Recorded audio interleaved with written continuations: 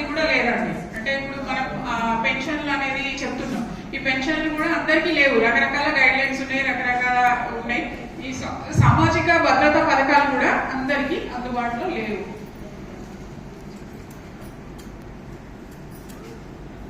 ఇంకా చెప్పండి, ఓల్డ్ ఏజ్కి వచ్చిరనుకోండి, ఓల్డ్ ఏజ్ లో ఉన్నటువంటి సమస్యలు ఏంటంటే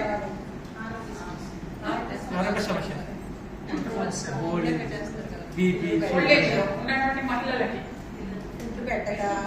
ఓల్డ్ ఏజ్ లో ఉన్న మహిళల్ని చూడండి, మీరు మగవాళ్ళు ఉంటారు ఊర్లలో, మగవాళ్ళు ఉంటే ఊరంతా తిరిగి వస్తారండి అందరు. అంటే సోషల్ ఇంటరాక్షన్ అనేది చాలా ఇంపార్టెంట్. ఓల్డ్ ఏజ్ లో పిల్లలు వదిలేసిపోతారు, ఉన్నా కానీ వాళ్ళు పట్టించుకోరు, వీళ్ళని సెపరేట్ ఉంచుతారు, సెపరేట్ గా ఒక రూమ్ లో ఉంచుతారు. ఇలాంటివి ఏంటంటే మగవాళ్ళు అదే సోషల్ ఇంటరాక్షన్ అంటే ఊరంతా తిరుగుతారు, బస్ స్టాండ్ దగ్గర కూర్చుంటారు, గ్రామ పంచాయతీ దగ్గర కూర్చుంటారు, అందరితోటి మాట్లాడగలుగుతారు. అదే మహిళలు ఉన్నారనుకోండి, వాళ్ళకు వీధి తప్ప ఇంకా పోలేరండి, వాళ్ళు అదే వీధిలో తిరుగుతారు. ఏదైనా పని ఉంటే, ఎవరైనా చనిపోతానో పని ఉంటేనో వేరే దగ్గర పోతారు తప్ప అదే వీధిలో సోషల్ ఇంటరాక్షన్ అనేది కూడా వాళ్ళకి చాలా తక్కువ. వాళ్ళకి ఇంకోటి అంటే హెల్త్ కానీ, న్యూట్రిషన్ కానీ, హెల్త్ కి సంబంధించి అదే మగవాళ్ళ ఓల్డ్ ఏజ్ లో ఉన్న వాళ్ళు ఏదైనా అయితే ఎక్కడైనా పోయి చూపించుకోగలుగుతారండి. ఆడవాళ్ళు ఏంటంటే వాళ్ళు ఎవరినైనా తీసుకెళ్ళాలి, ఎవరికైనా సపోర్ట్ ఉండాలి, వాళ్ళు ఇండివిజువల్ గా వాళ్ళు వెళ్ళలేరు. అదే హెల్త్ విషయంలో న్యూట్రిషన్ కానీ, సోషల్ ఇంటరాక్షన్ కానీ, ఈ భద్రతా విషయం కానీ, ఇవన్నీ కూడా మహిళలకు వృద్ధ అంటే ఓల్డ్ ఏజ్ లో ఉన్న వాళ్ళకు కూడా ఇదంతా కూడా ఒక సమస్య అండి. ఇదంతా కూడా వివక్ష. నేను కొన్నే చెప్పినా అండి, ఇంకా మనం ఆలోచిస్తే మనకు చాలా డిస్క్రిమినేషన్ అనేది. ఇప్పుడు నేను ఉన్నా అనుకోండి, ఉదాహరణకు నేను ఈ సబ్జెక్ట్ చెప్పడం, ఇది నేను 3 years నుంచి చెప్తున్నా అండి, జెండర్ ఈక్వాలిటీ. ఫస్ట్ నాకు ఇవన్నీ ఉన్నాయా, ఇవన్నీ ఇప్పుడు నేను చేసినటువంటి 6 కేటగిరీస్ లో నేను ఎట్లా ఉంది, నా పొజిషన్ ఎట్లా ఉంది అని చూసుకుంటే, నేను ఇంత చదివి ఇంత జాబ్ చేస్తూ ఇవన్నీ చెప్తున్నా కానీ నాకు ఎక్కడ లేదండి జెండర్ ఈక్వాలిటీ. ఇంట్లో చూస్తే మనకు ఉన్నటువంటి సంస్కృతి సాంప్రదాయాలలో ఎక్కడ కూడా వచ్చి నేను ఈక్వల్ అని చెప్పేటువంటి పరిస్థితి లేదు. అంటే మన చదువుకున్న వాళ్ళలోనే ఇట్లాంటి మార్పు లేదండి. ఇంకా అసలు పేద కుటుంబాలు ఉంటే వాళ్ళకి సమానత్వం అంటేనే తెలియదు. నాకు సమానత్వం అని తెలిసి ఇది నేను సమానం అని నేను చెప్పలేకపోతా. అంటే మనకు ఉన్నటువంటి ఏది సంస్కృతి సాంప్రదాయాలు కట్టుబాట్లలో అది వాళ్ళకి అసలు సమానత్వం అంటేనే తెలియని వాళ్ళు అది ఇట్లా ఇదే ఉండాలి, ఆడవాళ్ళంటే ఇట్లే ఉండాలని వాళ్ళు అనుకుంటున్నారు. ఇంకా వాళ్ళకి సమానత్వం అనేది తెలియదు, సమానత్వం లింగ సమానత్వం అనేది ఉంది అనేది కూడా తెలియదు. అంటే ఇలాంటి అన్ని కూడా మనకి మీరు సిఎస్ఓగా గ్రాస్ రూట్ లెవెల్ కి ఎక్కడ వివక్ష ఉంది అంటే వివక్ష అనేది ఫస్ట్ తొలగించాలండి. ఇవన్నీ అంటే మీకు ఎక్కడ ఉందని తెలుస్తేనే దాన్ని తీసేయడానికి ఏం చేయాలి అనేది మీరు ఒక యాక్షన్ ప్లాన్ అనేది చేసుకోవచ్చు. నెక్స్ట్ హింస అండి.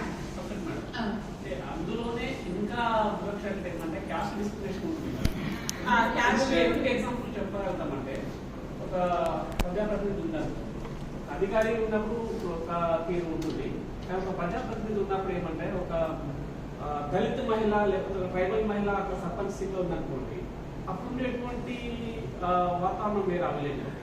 అదే సేమ్ టైం ఇతర సర్పంచ్ ఉన్నారు ఇతర కమ్యూనిటీ, అప్పుడు ఉండేటువంటి రిసీవింగ్ వేరే ఉంటుంది. ఇది చాలా గ్రామాల్లో ఈ వివక్షతో చాలా మంది ప్రజాప్రతినిధులు ఉన్నారు. ఓకే, అది మనము దీంట్లో మాట్లాడుకున్నామండి. మనకి పొలిటికల్ ఎంపవర్మెంట్ ఉంది అనుకున్నాం కదా, దాంట్లో డిస్కస్ చేసాం. ఇది జస్ట్ మనకు ఉన్నటువంటి వివక్ష ఏముంది, ఇంకా చాలా రకాలు ఉన్నాయి. నేను జస్ట్ మీకు బ్రీఫ్ గా చెప్పానండి అర్థం కావడానికి. నెక్స్ట్ హింస, మహిళల మీద హింస జరగడానికి గ్రామీణ ప్రాంతాలను మీరు టార్గెట్ గా పెట్టుకోండి. గ్రామీణ ప్రాంతాల్లో మహిళల పైన హింస జరగడానికి కారణం ఏంటిదంటే చెప్పండి, కారణాలు ఏంటి?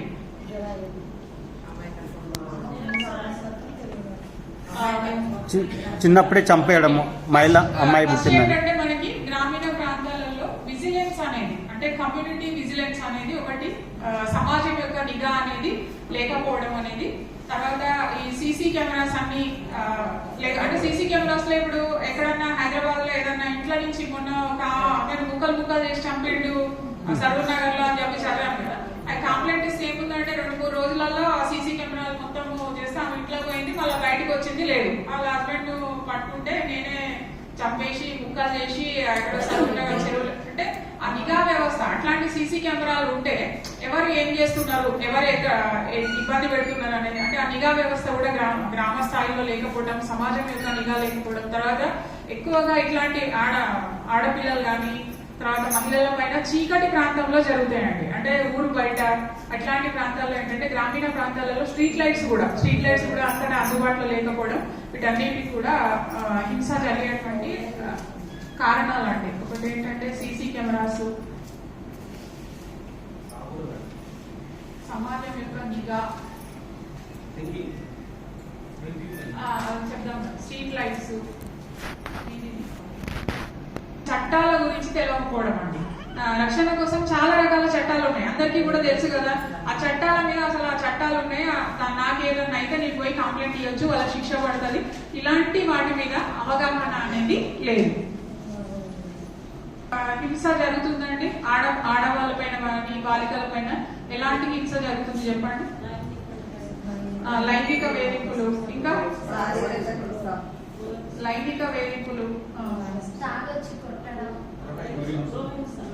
గృహ హింస, ఇంకా మానసిక హింస, వరకట్న వేధింపులు, మానసికంగా హింసించటం మాటల ద్వారా, మానసికంగా శారీరకంగా మానసిక హింస, ఇంకా శారీరక ఆర్థిక హింస, అవన్నీ కూడా గృహ హింస కిందనే వస్తాయండి. తర్వాత ఉమెన్ అబ్యూస్,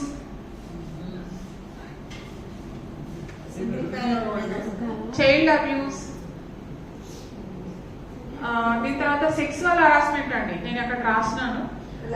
ఇవన్నీ కూడా ఈ మహిళల పైన ఇలాంటి హింస జరగడానికి మూల కారణం ఏంటి చెప్పండి? ఇంతకుముందు మీరు చెప్పారు. వీటన్నిటికీ ముఖ్యంగా ఏంటంటే డ్రగ్స్, దీంట్లో లిక్కర్ వస్తుంది, గాంజా లాంటివి కూడా వస్తాయి. అందులో వీటన్నిటికి మూల కారణం ఏంటంటే డ్రగ్స్ తీసుకోవడం అనేది. ఎక్కువగా మనం ఏ సంఘటన చూసినా, మహిళల పైన అత్యాచారం చేసిన సంఘటనలు చూసినా, చంపిన సంఘటనలు చూసినా, అందులో ఎవరైతే విక్టిమ్ ఉంటాడో వాడు ఖచ్చితంగా డ్రగ్స్ ఆల్కహాల్ తీసుకొని ఉన్నటువంటి చేసినట్టు అనేది మనం చాలా సందర్భాలు 90% మనం చూస్తాం. వీటన్నిటికి మహిళల పైన హింస జరగడానికి మూల కారణం డ్రగ్స్. దాని తర్వాత సామాజిక దురాచారాలు అండి. ఇందులో ఉన్నటువంటి సామాజిక దురాచారాలు ఏమేమి ఉన్నాయి చెప్పండి? జెండర్ బేస్డ్ సెక్సువల్ అనేది ఒక సామాజిక దురాచారం అండి. తర్వాత డ్రాప్ అవుట్స్ అనేది, child labour, child marriage, early marriage, forced marriages, తర్వాత డౌరీ, ఇంకా ఇవన్నీ కూడా సెక్సువల్ హరాస్మెంట్, ఉమెన్ ట్రాఫికింగ్, తర్వాత domestic violence, women abuse, women and child abuse. ఇంకొకటి విచ్ హంట్ అంటారండి, దాన్ని ఏమంటారు? మంత్రాలు అంటారా? చేతబడులు. ఈ చేతబడులు కూడా చూడండి, మీరు ఎక్కడైనా మీరు పేపర్లో జరుగుతున్న దగ్గర మహిళలు చాలా మంది మంత్రాలు చేస్తున్నారని చెప్పేసి మహిళలను చంపేస్తారండి. మగవాళ్ళని ఎక్కడ కూడా మనం 10 కేసులలో ఒకరిని కూడా మగవాళ్ళని చూడం, ఎక్కువగా ఆడవాళ్ళనే వీళ్ళు మంత్రాలు చేస్తున్నారు అన్న నెపంతో వాళ్ళను కాల్చి చంపడము, ఎక్కడో తీసుకెళ్లి చంపడము. అలాంటి రీసెంట్ గా నేను ఒకటి పేపర్లో చదివిన, అంటే ఎక్కడో 3 చంపినారు వాళ్ళ ఫ్యామిలీలోనే, 3 మహిళల్ని. ఏంటంటే ఊర్లో అందరికి చేతబడులు చేస్తున్నారు అని చెప్పేసి 3 మహిళల్ని చంపినారు. అంటే ఇలాంటి వాటిల్లో కూడా ఇవన్నీ కూడా సామాజిక దురాచారాలు ఏవైతే ఉన్నాయో, ఎక్కువగా ఈవ్ టీజింగ్ కూడా. భర్త చనిపోయాక కూడా బయటకు రాకూడదని చెప్పి రాకూడదనేది కూడా దురాచారం. వితంతువులు అది కూడా. ఇవన్నీ సామాజిక దురాచారాలన్నిటికీ కూడా ఎవరు బలవుతున్నారంటే ఆడపిల్లలు, మహిళలు. నెక్స్ట్, మహిళలు చేసేటువంటి ఇంటి పని గుర్తింపు లేదు అంటున్నాం. ఆడవాళ్ళు పొద్దున లేచినప్పటి నుంచి ఏం పని చేస్తారంటే, లేవగానే ఏం చేస్తారు? ఇల్లు క్లీనింగ్ చేస్తారు. తర్వాత మీరు పొద్దున్నే లేవగానే చూడండి 5 గంటలకు వాకింగ్ చేస్తుంటే అందరి చేతులు ఏముంటాయండి? ఎవరైనా మగవాళ్ళు ఉడిచినట్టు చూసిరా మీరు? ఎక్కడ ఎవరో ఒకరు భార్య లేకపోవడము, ఏదో కారణాల వల్ల తప్ప ఎక్కడ కూడా ఆ చీపురు అనేది ఎవరు పట్టుకోవాలి? ఆడవాళ్ళే పట్టుకోవాలి. మగవాళ్ళకి అది పట్టుకోవడం నామోషి అన్నమాట, పట్టుకోకూడదు. అంటే మనకి లేచిన తర్వాత వాళ్ళు చేసేది ఫస్ట్ ఇల్లు ఉడిస్తారండి. ఇల్లు ఉడిచి నీళ్లు చల్లి ముగ్గులు వేసుకుంటారు. దాని తర్వాత ఏం చేస్తారు? ఏం చేస్తారండి? యూటెన్సిల్స్ క్లీన్ చేస్తారు అనుకోండి, గిన్నెలు కడుగుతారు. తర్వాత వీటన్నిటికీ ఇవన్నీ క్లీన్ చేయడానికి, గిన్నెలు కడగడానికి ఏం కావాలండి? ఏం కావాలి? వెరీ గుడ్, వాటర్ కావాలి. రానున్న కాలంలో ఇద్దరు కలిసి చేస్తారని మేడం గారు. ఆడవాళ్ళు వేస్తారు. మీరు ఇప్పుడు ఎక్కడన్నా గ్రామ పంచాయతీలా నీళ్లు లేవనుకోండి, ధర్నాలు చేసినప్పుడు బిందెలు పట్టుకొని ఎవరు ఉంచుతారండి? మగవాళ్ళు ఎన్నుకుంటారు. గొడవ చేసినా గానీ ఎన్నుకుంటారు. బిందెలు ఎవరి చేతుల్లో ఉంటాయి? ఆడవాళ్ళ చేతులు ఉంటాయి. మీరు ఎక్కడ చూసినా గానీ నీళ్లు తెచ్చే బాధ్యత ఎవరిది అంటే ఇక్కడ ఆడవాళ్ళది. నీళ్లతోటి అన్ని క్లీన్ చేస్తారు, వంట చేస్తారు. తర్వాత ఏం చేస్తారు? వంట పని చేస్తారు, కుకింగ్. దీని తర్వాత గొడవ చేస్తే మొగోళ్ళు ముందు కూడా కేసు అయింది మేడం. ఆరు చేసి కేసు కాదు మేడం, అందులో వాళ్ళు ముందు పెడతాం. ఏంటంటే వాళ్ళు స్కూల్లో పిల్లలు ఉంటే పిల్లల్ని రెడీ చేసి స్కూల్ పంపిస్తారు. దాని తర్వాత ఎవరెవరు చూసుకుంటారండి? ఇట్లా బట్టలు క్లాత్స్ వాషింగ్ చేసుకుంటారు. ఇంకెవరెవరు వాష్ చేసుకోవాలి? వాళ్ళు ఎవరెవరిని టేక్ కేర్ చేస్తారండి ఇంట్లో? పిల్లల్ని, ఇంకా అక్కడ ఉన్నటువంటి old age persons, old age persons, భర్త అంటున్నారు, ఫ్యామిలీ మెంబర్స్. భర్తకు టీ చేసి ఎవరు ఇస్తారండి? అక్కడ దర్జాగా నేను ఎంతమంది చెప్పినా కదా, 500 సంపాదించుకున్నట్టు ఆయన ఇక్కడ చెంబు తీసి అక్కడ కూడా పెట్టాడండి. ఏది తిన్న ప్లేట్ కూడా కడగారు, అక్కడనే పెట్టేస్తారు. అంటే ఎందుకంటే నేను 500 సంపాదించుకొస్తున్నాను. ఇవన్నీ కూడా అంటే ఇంట్లో మొత్తం పని చేయడంతో పాటు ఇక్కడ వాళ్ళు ఎవరెవరిని టేక్ కేర్ చేస్తారంటే పిల్లల్ని, ఓల్డ్ ఏజ్ పర్సన్స్ ని, ఇంకెవరినండి? ఓల్డ్ ఏజ్ అంటే అత్తమ్మమ్మలు కావచ్చు, ఇంకెవరిని చేస్తారు? ఫ్యామిలీతో పాటు ఎనిమల్స్, ఏవైతే వాళ్ళ ఇంట్లో ఉన్నటువంటి పశువులు కానివ్వండి, షీప్ కానివ్వండి, కోట్ కానీ, ఇవన్నీ ఎవరు చూస్తారండి? వాటి దగ్గర క్లీన్ చేయడం కానీ, వాటికి గ్రాస్ వేయడం కానీ ఎవరు చేస్తారు? ఆడవాళ్ళు చేస్తారు. ఇవన్నీ ఇట్లా పని చేసుకొని ఎక్కడికి వెళ్తారు అంటే మళ్ళీ వాళ్ళు పొలం దగ్గరికి వెళ్తారు, ఫామ్ వర్క్ వెళ్తారు. మళ్ళీ వాళ్ళు ఫామ్ వర్క్ మొత్తం చేసి సాయంత్రం వచ్చేటప్పుడు ఏం కనిపిస్తుంది అంటే వాళ్ళ తల మీద ఫీడర్ రూట్ తీసుకొస్తారు, కట్టెలు తీసుకొచ్చుకుంటారు. రెండోది ఏంటంటే గ్రాస్, గడ్డి, అంటే పశువులు ఉన్నాయనుకోండి, గడ్డి మోపులు. మీరు 5 o'clock 6 o'clock సాయంత్రం చీకటి అయ్యే టైంలో మీరు చూస్తే వాళ్ళు పశువులను మేపడానికి వెళ్ళేటప్పుడు వచ్చేటప్పుడు కూడా వాళ్ళ తల మీద ఖాళీగా రారు. ఆడవాళ్ళు కట్టెలు పెట్టుకొని కానీ ఏదైనా గడ్డి మోపులు పెట్టుకొని కానీ వస్తుంటారు. అంటే వాళ్ళకి ఆ ఫీవర్ రూట్ బాధ్యత వాళ్ళదే. తర్వాత వాళ్ళది ఇంకోటి ఏంటంటే గడ్డి ఇది తీసుకురావడం కూడా వాళ్ళ యొక్క బాధ్యత. మళ్ళీ ఇంటికి వచ్చినాక ఏం చేస్తారు? మళ్ళీ యాజ్ సేమ్ టైం పిల్లల్ని టేక్ కేర్ చేయడము, వంట చేయడము, పెట్టడము, అందరినీ చూసుకోవడం. నేను ఇంతకుముందు అందుకే చెప్పాను కదా, 16 గంటలు పని చేస్తున్నారు. అదే ఆమె భర్త ఏం చేస్తాడు? పొద్దున పోతాడు, దర్జాగా ఆమె ఉండిన ఫుడ్ తీసుకొని పోతాడు, సాయంత్రం 5-6 వస్తాడు. అందులో సగం డబ్బులు ఇంకా లిక్కర్కు ఖర్చు పెడతాడు. వచ్చినా గానీ ఆయనకున్నంత విలువ, 500 తెచ్చిన ఆయనకున్నంత విలువ అంతకంటే 3 పని చేస్తున్నారు. వాల్యూ మన ఇంటి పనికి 3 పని, 500కు 1700 పని చేసినటువంటి మహిళకు విలువ అనేది లేదు. అది ఒకటి అండి, అసమానతలలో ఈక్వల్. అందరూ ఒప్పుకుంటున్నారా లేదా? ఈ పనులన్నీ ఎవరు చేస్తారు? ఆడవాళ్ళే చేస్తారు కదా. నెక్స్ట్, మహిళలకు సామాజిక రాజకీయ సాధికారత లేదు, ఆర్థిక భాగస్వామ్యం లేదు అంటున్నాం. దీనికి ఒకటి జస్ట్ ఒక చిన్న స్టాటిస్టిక్స్ అండి.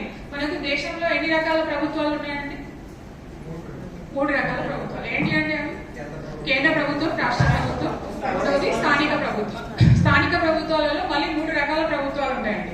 జిల్లా పరిషత్, మండల పరిషత్, గ్రామ పంచాయత్. ఇక్కడ మనము 18th లోక్సభ మొన్ననే ఎలక్షన్స్ అయినాయి కదా, 18th లోక్సభ కనుక తీసుకుంటే మొత్తం 543, అంటే ఇద్దరు ఆంగ్లో ఇండియన్స్ ఉంటారు. అందులో ఉన్నటువంటి ఎంపీలలో 74 మంది మాత్రమే మహిళా ఎంపీలు ఉన్నారండి. ఇది ఎంత పర్సెంటేజ్ అంటే 13.6% అండి. అంటే ఎంత తక్కువ చూడండి. ప్రపంచవ్యాప్తంగా చూస్తే ప్రపంచవ్యాప్తంగా కూడా ఓన్లీ 19% మాత్రమే ఉమెన్ రిప్రజెంటేషన్ అండి. ఎక్కడైనా ఏది ప్రపంచ వరల్డ్ యావరేజ్ తీసుకుంటే 19%. మన దేశంలో 18th లోక్సభలో 74 మంది మహిళా ఎంపీలు ఉన్నారండి. అందులో ఇది 13.6%. అదే విధంగా మినిస్టర్స్ కనుక చూసుకుంటే మొత్తం మంత్రి మండలిలో 78 మంది మంత్రులు ఉన్నారండి. అందులో 7 మాత్రమే మహిళా మంత్రులు. ఇందులో 2 మాత్రమే క్యాబినెట్ ర్యాంక్ అండి. మిగతా 5 మంది కూడా state rank ministers. Cabinet rank ministers మీ అందరికీ కూడా తెలుసు, నిర్మలా సీతారామన్ గారు, తర్వాత Annapurnadevi garu. Women and child welfare minister, finance minister. తర్వాత మన రాష్ట్రాన్ని తీసుకున్నామండి. మన రాష్ట్రంలో తీసుకుంటే ఎంతమంది ఎమ్మెల్యేలు ఉన్నారంటే మహిళా ఎమ్మెల్యేలు మొత్తం ఎన్ని సీట్లు ఉన్నాయి మన దగ్గర? 119 ఉన్నాయి. ఇందులో వచ్చేసి 6 మంది ఎమ్మెల్యేలు ఉన్నారండి, మహిళా ఎమ్మెల్యేలు ఉన్నారు. తర్వాత 3 ఎమ్మెల్సీలు ఉన్నారు. ఇది ఎంత పర్సంటేజ్ అంటే 8.6% అండి. 8.6% మహిళల యొక్క అసెంబ్లీ. దీంట్లో మన స్టేట్ లో ఉన్నటువంటి 2 మినిస్టర్లు మాత్రమే మహిళా మంత్రులు ఉన్నారు అవుట్ ఆఫ్ 12. దాంట్లో ఒకరు సీతక్క గారు Panchayati Raj and women and child welfare minister, ఇంకొకరు కొండా సురేఖ గారు ఫారెస్ట్ అండ్ ఎండోమెంట్ మినిస్టర్. అదే విధంగా లోకల్ బాడీస్ అండి. నేను జస్ట్ లోకల్ బాడీస్ స్టాటిస్టిక్స్ ఏంటంటే మొన్న జరిగిన ఎలక్షన్ వి చెప్తున్నా. లాస్ట్ 2018 చట్టం వచ్చిన తర్వాత జరిగినటువంటి ఎలక్షన్స్ లో జస్ట్ నేను గ్రామ పంచాయతీ డేటా చెప్తానండి. ఎంపీటీసీ అది అదంతా మీకు అర్థం కావడానికి జస్ట్ నేను గ్రామ పంచాయతీలలో మన రాష్ట్రంలో మొత్తం 12,753 గ్రామ పంచాయతీలు ఉన్నాయండి. అందులో 2018 ఎలక్షన్స్లలో గెలిచిన వాళ్ళు మహిళలు ఎంతమంది అంటే 6,907. ఇది ఎంత పర్సెంటేజ్ అంటే 54.1%. రిజర్వేషన్లు ఎంతకి ఇచ్చిరండి? 50% ఇచ్చారు. ఎంతమంది గెలిచారు? 54% మంది మహిళా సర్పంచ్లు ఉన్నారు. అదే విధంగా వార్డు మెంబర్లను తీసుకున్నప్పుడు 113,356 వార్డులు ఉన్నాయండి మన రాష్ట్రంలో. అందులో మహిళా వార్డు సభ్యులు ఎంతమంది అంటే 60,917. ఇది ఎంత అంటే 54.4% అండి. ఇక్కడ మీరు ఒకసారి కనుక డిఫరెన్స్ చూస్తే మన కేంద్రంలో 13.6% ఉన్నారు, రాష్ట్రంలో 8.6% ఉన్నారు. అదే స్థానిక ప్రభుత్వాలు ఎంత ఉన్నారండి? 54%. ఇది జెండర్ ఈక్విటీ అన్నాం కదా ఇంతకుముందు, అవకాశాలు కల్పించడం. ఇక్కడ స్థానిక సంస్థలలో అవకాశాలు కల్పించడం. ఇక్కడ ఏం చేస్తున్నారు? నిర్మలా సీతారామన్ గారు మన ఫైనాన్స్ మినిస్టర్, ఆమె మన దేశాన్ని ఆర్థిక పదంలో ముందుకు తీసుకెళ్తున్నారు ఇండిపెండెంట్ గా. అక్కడ ఎక్కడన్నా వెనుక భర్త కనిపిస్తాడా? ఎక్కడన్నా మనకు మాట్లాడినప్పుడు కానీ ఎక్కడ కానీ ఎక్కడ ఇప్పుడు మన ఏ మినిస్టర్ తీసుకున్నా ఉమెన్ మినిస్టర్ కి ఎక్కడైనా కనిపిస్తారా అంటే భర్తలు ఎక్కడ కూడా ఇన్వాల్వ్మెంట్ అయినట్టు వాళ్ళు సొంతంగా అడ్మినిస్ట్రేషన్ చేస్తున్నారు. వాళ్ళు ఏంటంటే వాళ్లకు వచ్చినటువంటి అవకాశాలను వాళ్ళు వెతుక్కొని ఆ అవకాశాల వెతుకున్న తర్వాత వాళ్ళకి అవకాశం వచ్చిన తర్వాత వాళ్ళు పనిచేస్తున్నారు. అక్కడ మన దేశంలో తీసుకున్నా అదేవిధంగా రాష్ట్రంలో తీసుకున్నా. కానీ ఇక్కడ ఏం చేస్తున్నారు? స్థానిక సంస్థలలో మనం ఏమి ఇస్తున్నాము? అవకాశాలు ఇస్తున్నాం వాళ్ళు. అక్కడ కేంద్ర రాష్ట్రంలో రిజర్వేషన్ లేదు, వాళ్ళ అవకాశాలను అందిపుచ్చుకొని వాళ్ళకు ఉన్నటువంటి రంగంలో వాళ్ళు ముందుకెళ్తున్నారు. ఇక్కడ ఏం చేస్తున్నాం అంటే మనం అవకాశాలు ఇచ్చినప్పటికీ కూడా వాళ్ళు ముందుకెళ్తున్నారా అంటే ఎక్కడ వేసినటువంటి గొంగలి అక్కడ ఎటువంటి మార్పు అనేది లేదు. మీరు ఇప్పుడు దాని మీద వర్క్ చేయాలి. దానికి కారణం ఏంటి? నేను ఇప్పుడు చెప్తున్నాను. వాళ్ళకు వచ్చినటువంటి రిజర్వేషన్ మూలంగా 50% ఏదైతే జెండర్ ఈక్విటీ మనం అవకాశాలు ఇచ్చిన దాని మూలంగా 50% కంటే ఎక్కువ, ఇంకా 4% మంది ఎక్కువనే ఎన్నికైనారండి. 50% ఉన్నా కానీ ఇంకా 4% ఎక్కువైనప్పటికీ కూడా దానికి ముఖ్యమైనటువంటి కారణం ఏంటంటే వాళ్ళకు సరైనటువంటి శిక్షణ లేకపోవడం. ఇంతకుముందు మీ శరత్ గారు చెప్పారు ట్రైనింగ్ కూడా ఇస్తాం మీ నుంచి అని. ట్రైనింగ్ లేకపోవడం అది మాత్రం వాస్తవం అండి. ఎందుకంటే మేము ఎలక్షన్స్ అయిన తర్వాత దానికి ఫండింగ్ అంతా కూడా 12,753 సర్పంచ్లు అంటే దాన్ని మేము ప్లాన్ చేసి ఒక్కటేసారి ఇస్తారండి ట్రైనింగ్. ఒక్కసారి ఒక 1 వీక్ ఇస్తారు మా స్టేట్ గవర్నమెంట్. అంత బడ్జెట్ కూడా మనకి సెంట్రల్ నుంచి వస్తుంది, స్టేట్ బడ్జెట్ కూడా చాలా అవసరం దాన్ని. ఇచ్చినప్పుడు ఏంటంటే ఆ ట్రైనింగ్ లో స్టార్టింగ్ ఇస్తారు వాళ్ళు సర్పంచ్ గెలవగానే. మేము కూడా రిసోర్స్ పర్సన్ నుండి చెప్తే వాళ్ళ అది మగవాళ్ళు ఎట్లుంటారంటే సర్పంచ్లు జస్ట్ ఇప్పుడు మీరు ఉన్నారు ఎంప్లాయీస్ అయినా మనం కంట్రోల్ చేయగలుగుతాం. అది ఎలక్టెడ్ రిప్రజెంటేటివ్స్ మనం కంట్రోల్ చేయలేము. వాళ్ళు ట్రైనింగ్ వస్తారు, ఆ ఫోన్ ఎప్పుడు ఫోనే వాళ్ళకి. ఫోన్ లో 5 నిమిషాలు బయటికి పోతారు, 10 నిమిషాలు అక్కడక్కడ దిగి వస్తారు, ఇలా కూర్చుంటారు. మనం చెప్పే టాపిక్ వాళ్ళకి ఏమర్థమవుతుంది? లేడీస్ ఉంటారు, వాళ్ళు సిన్సియర్ గా వింటారు. కానీ వాళ్ళకి ఏంటంటే వాళ్ళకి అంత ఒకటేసారి వాళ్ళు ప్రాక్టికల్ గా పనిచేసినప్పుడు మనకి ఏంటంటే అర్థమవుతుంది. ఒకసారి వాళ్ళు ఫీల్డ్ లో ఏం పని చేయకుండా డైరెక్ట్ మన గ్రామ పంచాయతీ ఏంటి, ఈ చట్టం ఆ చట్టం అనేసరికి వాళ్ళకి ఏమీ అర్థం కాదు. ఇక వాళ్ళ ముచ్చట్లు ఎట్లుంటాయంటే నేను జస్ట్ అబ్జర్వ్ చేశాను. నేను ఎలక్షన్లలో ఈ వచ్చిన ఇంటింటికి ఇచ్చిన, ఒక ఆయన వాషింగ్ మిషన్ రంగారెడ్డి జిల్లాలో వాషింగ్ మిషన్ ఇచ్చిరట, ఫ్రిడ్జ్లు ఇచ్చిరట. ఇవన్నీ మేమేం లేదు, మీ చీరాలు పంచినాం, కుంకుడుకాయలు పంచినాం, ఈ ముచ్చట్లు పెట్టుకుంటారు వాళ్ళు ఖాళీ టైంలో. అంటే వాళ్ళకి అంటే ఆ ముచ్చట్లు కూడా ఎట్లాంటివి పెట్టుకోవాలి, అడ్మినిస్ట్రేషన్ గురించి పెట్టుకుంటే ఒక గ్రామ పంచాయతీలో ఎలాంటి సమస్యలు ఉన్నాయి, ఇంకో గ్రామ పంచాయతీ అర్థమవుతుంది అనమాట. అంటే అంటే నా దగ్గర ఇవి ఉన్నాయి ఇట్లాంటివి కాకుండా వాళ్ళకి అంటే అది ఇదే వినట్లేరు కదా వాళ్ళు, అంటే వాళ్ళకి రెగ్యులర్ ట్రైనింగ్ అనేది ఉండాలి. అది కూడా వాళ్ళ దగ్గరికి వెళ్ళి ఇవ్వాలి. ఇప్పుడు మనము ఏంటంటే ఇక్కడికి పిలిపించినాము, వాళ్ళకి ఇంటి దగ్గర అన్ని రెస్పాన్సిబిలిటీస్ ఉంటాయి, వాళ్ళ మనసు అంతా ఇంటికానే ఉంటది, పిల్లలు ఏం చేస్తున్నారో ఇంటికాడ పని పోయిందో ఇదంతా కాకుండా వాళ్ళకి కన్వీనియంట్ గా ఉండేటట్టు వాళ్ళకి ఒక రోజు 2 రోజుల్లో మీరు వాళ్ళ దగ్గరికి వెళ్ళి ఇచ్చినప్పుడు ప్రాక్టికల్ ట్రైనింగ్ రెగ్యులర్ గా మీరు ఏదైతే కొన్ని గ్రామ పంచాయతీలు తీసుకుంటున్నారో అట్లా సక్సెస్ మోడల్ జీపీస్ లాగా చేయవచ్చండి. ఇక్కడ ఏంటంటే వాళ్ళకి ట్రైనింగ్ లేకపోవడం ఒకటి, రెండోది గైడెన్స్ అనేది లేకపోవడం అండి. ఇక్కడ ఏంటంటే మా పంచాయత్ సెక్రటరీ ఉన్నారనుకోండి, వాళ్ళ దగ్గర ఎవరి దగ్గర కూడా మహిళా సర్పంచ్ ఉంటే వాళ్ళ ఫోన్ నెంబర్లు ఉంటే వాళ్ళతో మాట్లాడారండి. వాళ్ళు మొత్తం భర్తతోటే మాట్లాడతారు. భర్త ఆయననే సర్పంచ్ గారు అని పిలుస్తారు, ఈమెనెవరు సర్పంచ్ గారు అని చెప్పి ఆయనే పిలుస్తారు. ఇక్కడ అంతెందుకు మాలాంటి ఆఫీసర్లు కూడా ఎంపీడీఓలు కానీ మండల లెవెల్లో ఉన్నటువంటి ఏపీఎంలు కానీ ఐసిడిఎస్ సూపర్వైజర్ కానీ మీరు కూడా లాస్ట్ కు సర్పంచ్ భర్తనే సర్పంచ్ గారు అని పిలుస్తారు, ఆయనతోటే మాట్లాడతారు. ఇక్కడ చాలా మంది మేము పంచాయత్ సెక్రటరీలకు ఇట్లానే ట్రైనింగ్ లో చెప్తుంటాం, మీరు ఎందుకు వాళ్ళతో మాట్లాడతారంటే మేము వాళ్ళతో మాట్లాడినా కానీ మహిళా సర్పంచ్ తో మాట్లాడితే మా ఆయనని అడిగి చెప్తా, మా కొడుకుని అడిగి చెప్తా అంటారు. ఇక టైం వేస్ట్ ఎందుకని వీళ్ళు డైరెక్ట్ గా ఛానల్ ఇక ఆయనకే మాట్లాడతారు అనమాట. అలాంటి అంటే ఇప్పుడు మనకి వాళ్ళకి తెలియకపోయినా మనం 10 సార్లు వాళ్ళకి ఫోన్ చేసి మాట్లాడినాం అనుకోండి, గ్రామ పంచాయతీ మీటింగ్ ఎప్పుడు పెట్టాలి, గ్రామ సభ ఎప్పుడు పెట్టాలంటే వాళ్ళకి కొంచెం నాలెడ్జ్ వస్తుందండి. భర్తను అడిగి చెప్పినా పర్వాలేదు, సపోర్ట్ తీసుకోవచ్చు, తెలియకుంటే ఎవరినైనా అడిగి చెప్పవచ్చు. కానీ ఇట్లా వాళ్ళకి నాలెడ్జ్ అనేది వస్తుంది, వాళ్ళకి తెలిసినా తెలియకపోయినా వాళ్ళతోనే మాట్లాడాలి, వాళ్ళు ఎవరి సపోర్ట్ అయినా తీసుకొని. ఇక్కడ చాలా వరకు చాలా ట్రైబల్ హ్యాబిటేషన్స్ లలో అయితే అసలు సర్పంచులు మహిళా సర్పంచులు రారండి, వాళ్ళ భర్తలే వస్తే అడ్మినిస్ట్రేషన్ గ్రామ పంచాయతీలో కూడా వాళ్ళే కూర్చుంటుంటారు. ఇలాంటి అన్ని కూడా ముఖ్యంగా అధికారులు ఇలాంటి వాళ్ళు వర్క్ చేసే వాళ్ళు కూడా ఎవరైనా వచ్చినప్పుడు ఆయన భార్యను తీసుకొని రమ్మని చెప్పాలి, అంతేగాని వాళ్ళతోనే మనం మాట్లాడి వాళ్ళతోటే మనము డీల్ చేస్తే ఇది సాధ్యం అనేది ఈక్వాలిటీ పొలిటికల్ ఎంపవర్మెంట్ అనేది సాధ్యం కాదు. దీనికి ట్రైనింగ్ లేకపోవడము, గైడెన్స్ లేకపోవడము, మెంటర్షిప్ లేకపోవడం అనేది ఈ ముఖ్య కారణం. ఇంకోటి ఏంటంటే ఫ్రాక్సీగా వాళ్ళు ఒక రబ్బర్ స్టాంప్ గానే ఉంటున్నారు తప్ప వాళ్ళు దేంట్లో ఇన్వాల్వ్ కావట్లేదండి. ఒకటి మనం అనుకుంటున్నాం దీనికి ముఖ్యమైనటువంటి కారణము ఇల్లిటరేట్స్ అయి ఉంటారు, చదువుకొని వాళ్ళు అయి ఉంటారు, అది కాదండి అసలు కారణము. మేము ఒక 3 years బ్యాక్ ఈ లీడర్షిప్ ఇంప్రూవ్ చేయడానికి మాకు జాతీయ మహిళా కమిషన్ వాళ్ళు ఒక ట్రైనింగ్ ప్రోగ్రామ్ ఇచ్చారు. ఆ ట్రైనింగ్ ప్రోగ్రామ్ కి మేము అన్ని జిల్లాల నుంచి 8 మంది మహిళా సర్పంచ్లను పిలిచినామండి. ఒక మాడ్యూల్ చేసి వాళ్ళకి ఏంటంటే ఫస్ట్ మేము యాక్టివ్ మీద ట్రైనింగ్ ఇస్తే యాక్టివ్ మీద నాలెడ్జ్ ఉంటే వాళ్ళు ఎవరు ఏదడిగినా సమాధానం చెప్పగలుగుతారు.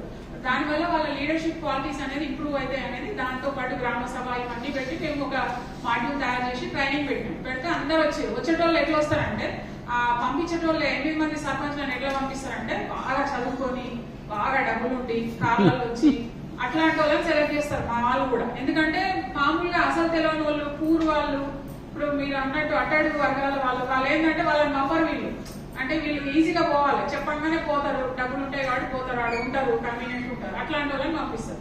అట్లా మంచి చదువుకున్న వాళ్ళు వచ్చిరండి అందరూ, లెక్చరర్, రిటైర్డ్ అయిన వాళ్ళు, సర్పంచ్లు, బాగా డబ్బులు ఉన్న వాళ్ళు అందరినీ ఫస్ట్ కూర్చోబెట్టినప్పుడు మీకు ఈ సర్పంచ్ గా ఎట్లా అవకాశం వచ్చింది, మీరు ఎట్లా గెలిచిండ్రు అని అడిగితే అందులో చెప్పిన 99% చెప్పిన సమాధానం ఏంటంటే మాకేం లేదు, మేము ఎక్కడో ఉంటాము, నేను లెక్చరర్ రిటైర్డ్ అయ్యి ఇంట్లో ఉన్నా, మా ఆయన రాజకీయాలలో ఉంటాడు, రిజర్వేషన్ 50% వచ్చింది, నన్ను నిలబెట్టిండు, నేను ఒక్క గ్రామ సభకు పోతా, గ్రామ పంచాయతీ మీటింగ్ పోతా, మిగతా అన్ని మా ఆయనే చూసుకుంటాడు. ఇప్పుడు అట్లా అందరూ అలాంటి సమాధానాలు లేదండి. ఒక్కలన్నా మేము సర్పంచ్ గా గెలిచినాము, పోయి ఇండిపెండెంట్ గా వర్క్ చేయాలి అట్లాంటి ఆలోచన, అంటే వాళ్ళకి ట్రైనింగ్ లేదు. ముఖ్యంగా మేము ఈ ట్రైనింగ్ తర్వాత వాళ్ళు ఏం చెప్పారంటే అప్పటికి మేము ఒక 3 years అయిపోయింది వాళ్ళ పీరియడ్, మాకు అసలు ఇది ముందు నుంచి తెలియదు, ఇవన్నీ చేయాలి, ఇవన్నీ అని మాకు ఏం తెలియదు, మేము ఎక్కడ సంతకాలు పెట్టామంటే అక్కడ పెట్టిస్తున్నాము, మీకు ఇట్లా మహిళలే ఉండే వాళ్ళే పరిపాలన చేయాలనేది తెలియదు, మా చాటుగా భర్తలు చేసి చాలా మంది అంటే చేయగలిగినటువంటి కెపాసిటీ ఉండి కూడా కొంతమంది ఇంట్లో నుంచే అడ్డంకులు ఉంటాయండి. ఇంట్లో ఏం చేస్తారంటే అత్తమామ ఉంటారు, ఆల్రెడీ నీ మొగడు రాజకీయాల్లో దిగుతున్నాడు, ఇంకా నువ్వే ఇంట్లో నుంచి బయటకు వెళ్ళి ఇద్దరు పోతే పిల్లల్ని ఎవరు చూసుకుంటారు. ఇలాంటివి కూడా సామాజికంగా కూడా ఇంట్లో కూడా కట్టుబాట్లు ఉంటాయండి. పోనీయారు ఇద్దరు బయటనే మీరు ఊర్లో తిరిగి ఊర్లో సమస్యలు చూసుకుంటే ఇంట్లో ఎవరు చూడాలి, పిల్లల్ని ఎవరు చూడాలి, ఇవన్నీ రకరకాల సమస్యలు అనేవి ఉన్నాయి. వీటన్నిటిని కూడా అధిగమించాలి అంటే ముఖ్యంగా అవేర్నెస్ అనేది అవసరం అండి, వాళ్ళకి ట్రైనింగ్ అనేది అవసరము, వాళ్ళకి ఎప్పుడు సపోర్ట్ చేస్తూ ఉండాలి, అధికారులు కూడా వాళ్ళని సర్పంచ్ గా గుర్తించాలి. ఇవన్నీ ఉన్నప్పుడు మాత్రమే వాళ్ళు పరిపాలన అనేది సరిగా చేయగలరు. సామాజికంగా కూడా రకరకాల కట్టుబాట్ల వల్ల కూడా సాధికారత అనేది లేదండి. ఇంతకుముందు మన సామాజిక సమస్యలు అన్ని కూడా చెప్పుకున్నాం. మహిళలకు ఉన్న కట్టుబాట్లలో వాళ్ళు సొంతంగా ఇప్పుడు అదే మగవాళ్ళ సర్పంచ్ ఉన్నారనుకోండి, ఊరంతా తిరుగుతాడు మంచిగా, మహిళా సర్పంచ్ తిరగగలరు కదా ధైర్యంగా. అలాంటి కట్టుబాట్లు అవన్నీ ఉన్నాయి కాబట్టి అంత ధైర్యంగా వాళ్ళు చేయలేకపోతున్నారు. దాని తర్వాత ఆర్థిక భాగస్వామ్యం అండి, ఎకనామిక్ పార్టిసిపేషన్ కూడా మహిళలకు లేదు. దానికి కారణం ఏంటి చెప్పండి? మహిళలకు సామాజిక సాధికారత లేదు, రాజకీయంగా లేదు, ఆర్థికంగా కూడా లేదు. ఆర్థికంగా లేకపోవడానికి కారణం ఏంటి?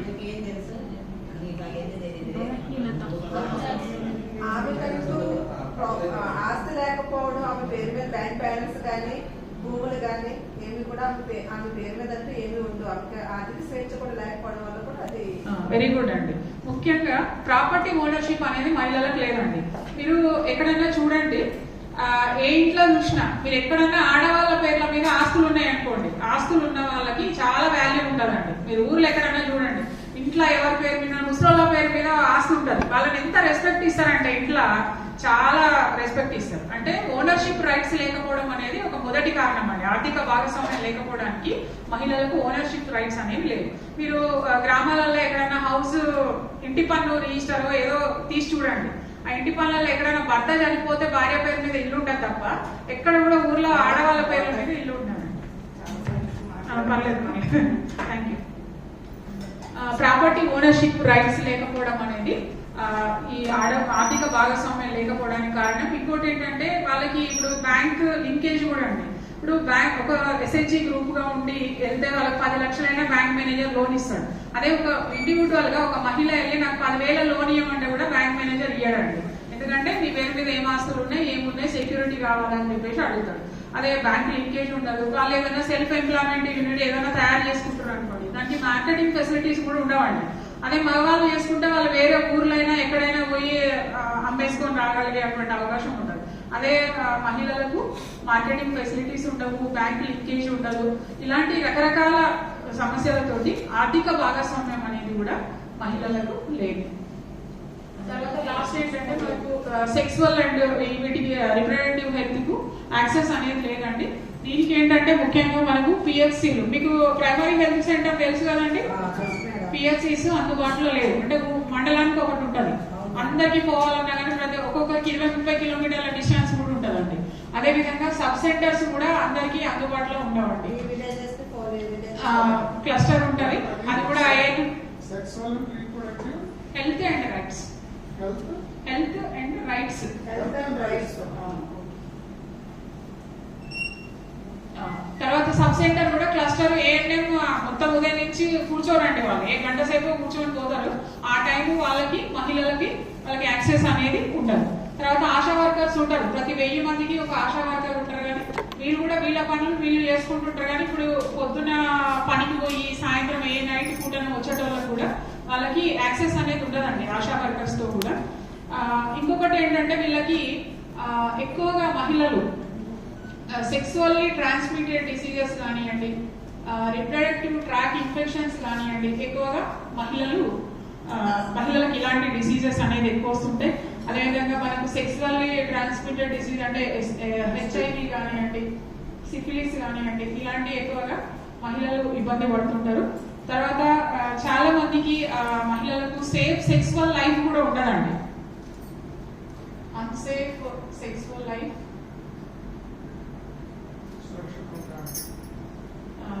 తర్వాత చాలా వరకు మీరు పెళ్ళైన తర్వాత గ్రామీణ ప్రాంతాలలో పెళ్ళైన తర్వాత ఒక నెల రోజుల తర్వాతనే వాళ్ళకి అంటే పిల్లలు కనడానికి నిర్ణయం తీసుకునేటువంటి స్వేచ్ఛ, డెసిషన్ మేకింగ్ కూడా ఆడవాళ్ళకు ఉండదండి.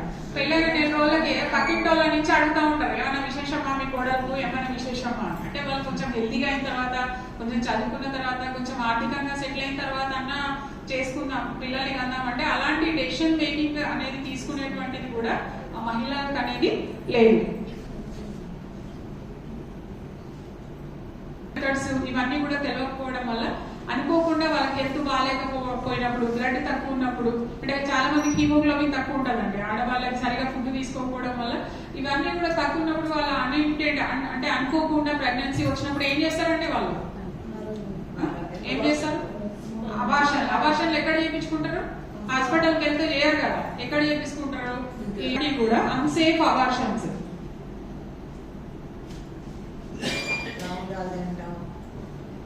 Pregnancy, unsafe abortion. ఇంకా మీరు ఫ్యామిలీ ప్లానింగ్ ఎవరు చేయించుకుంటారండి? ఎవరైనా చేయించుకోవచ్చు. ఆడవాళ్ళైనా ట్యూబెక్టమీ అయినా వ్యాసెక్టమీ అయినా ఎవరైనా చేయించుకోవచ్చు. ఎవరు చేయించుకుంటారు ఎక్కువగా?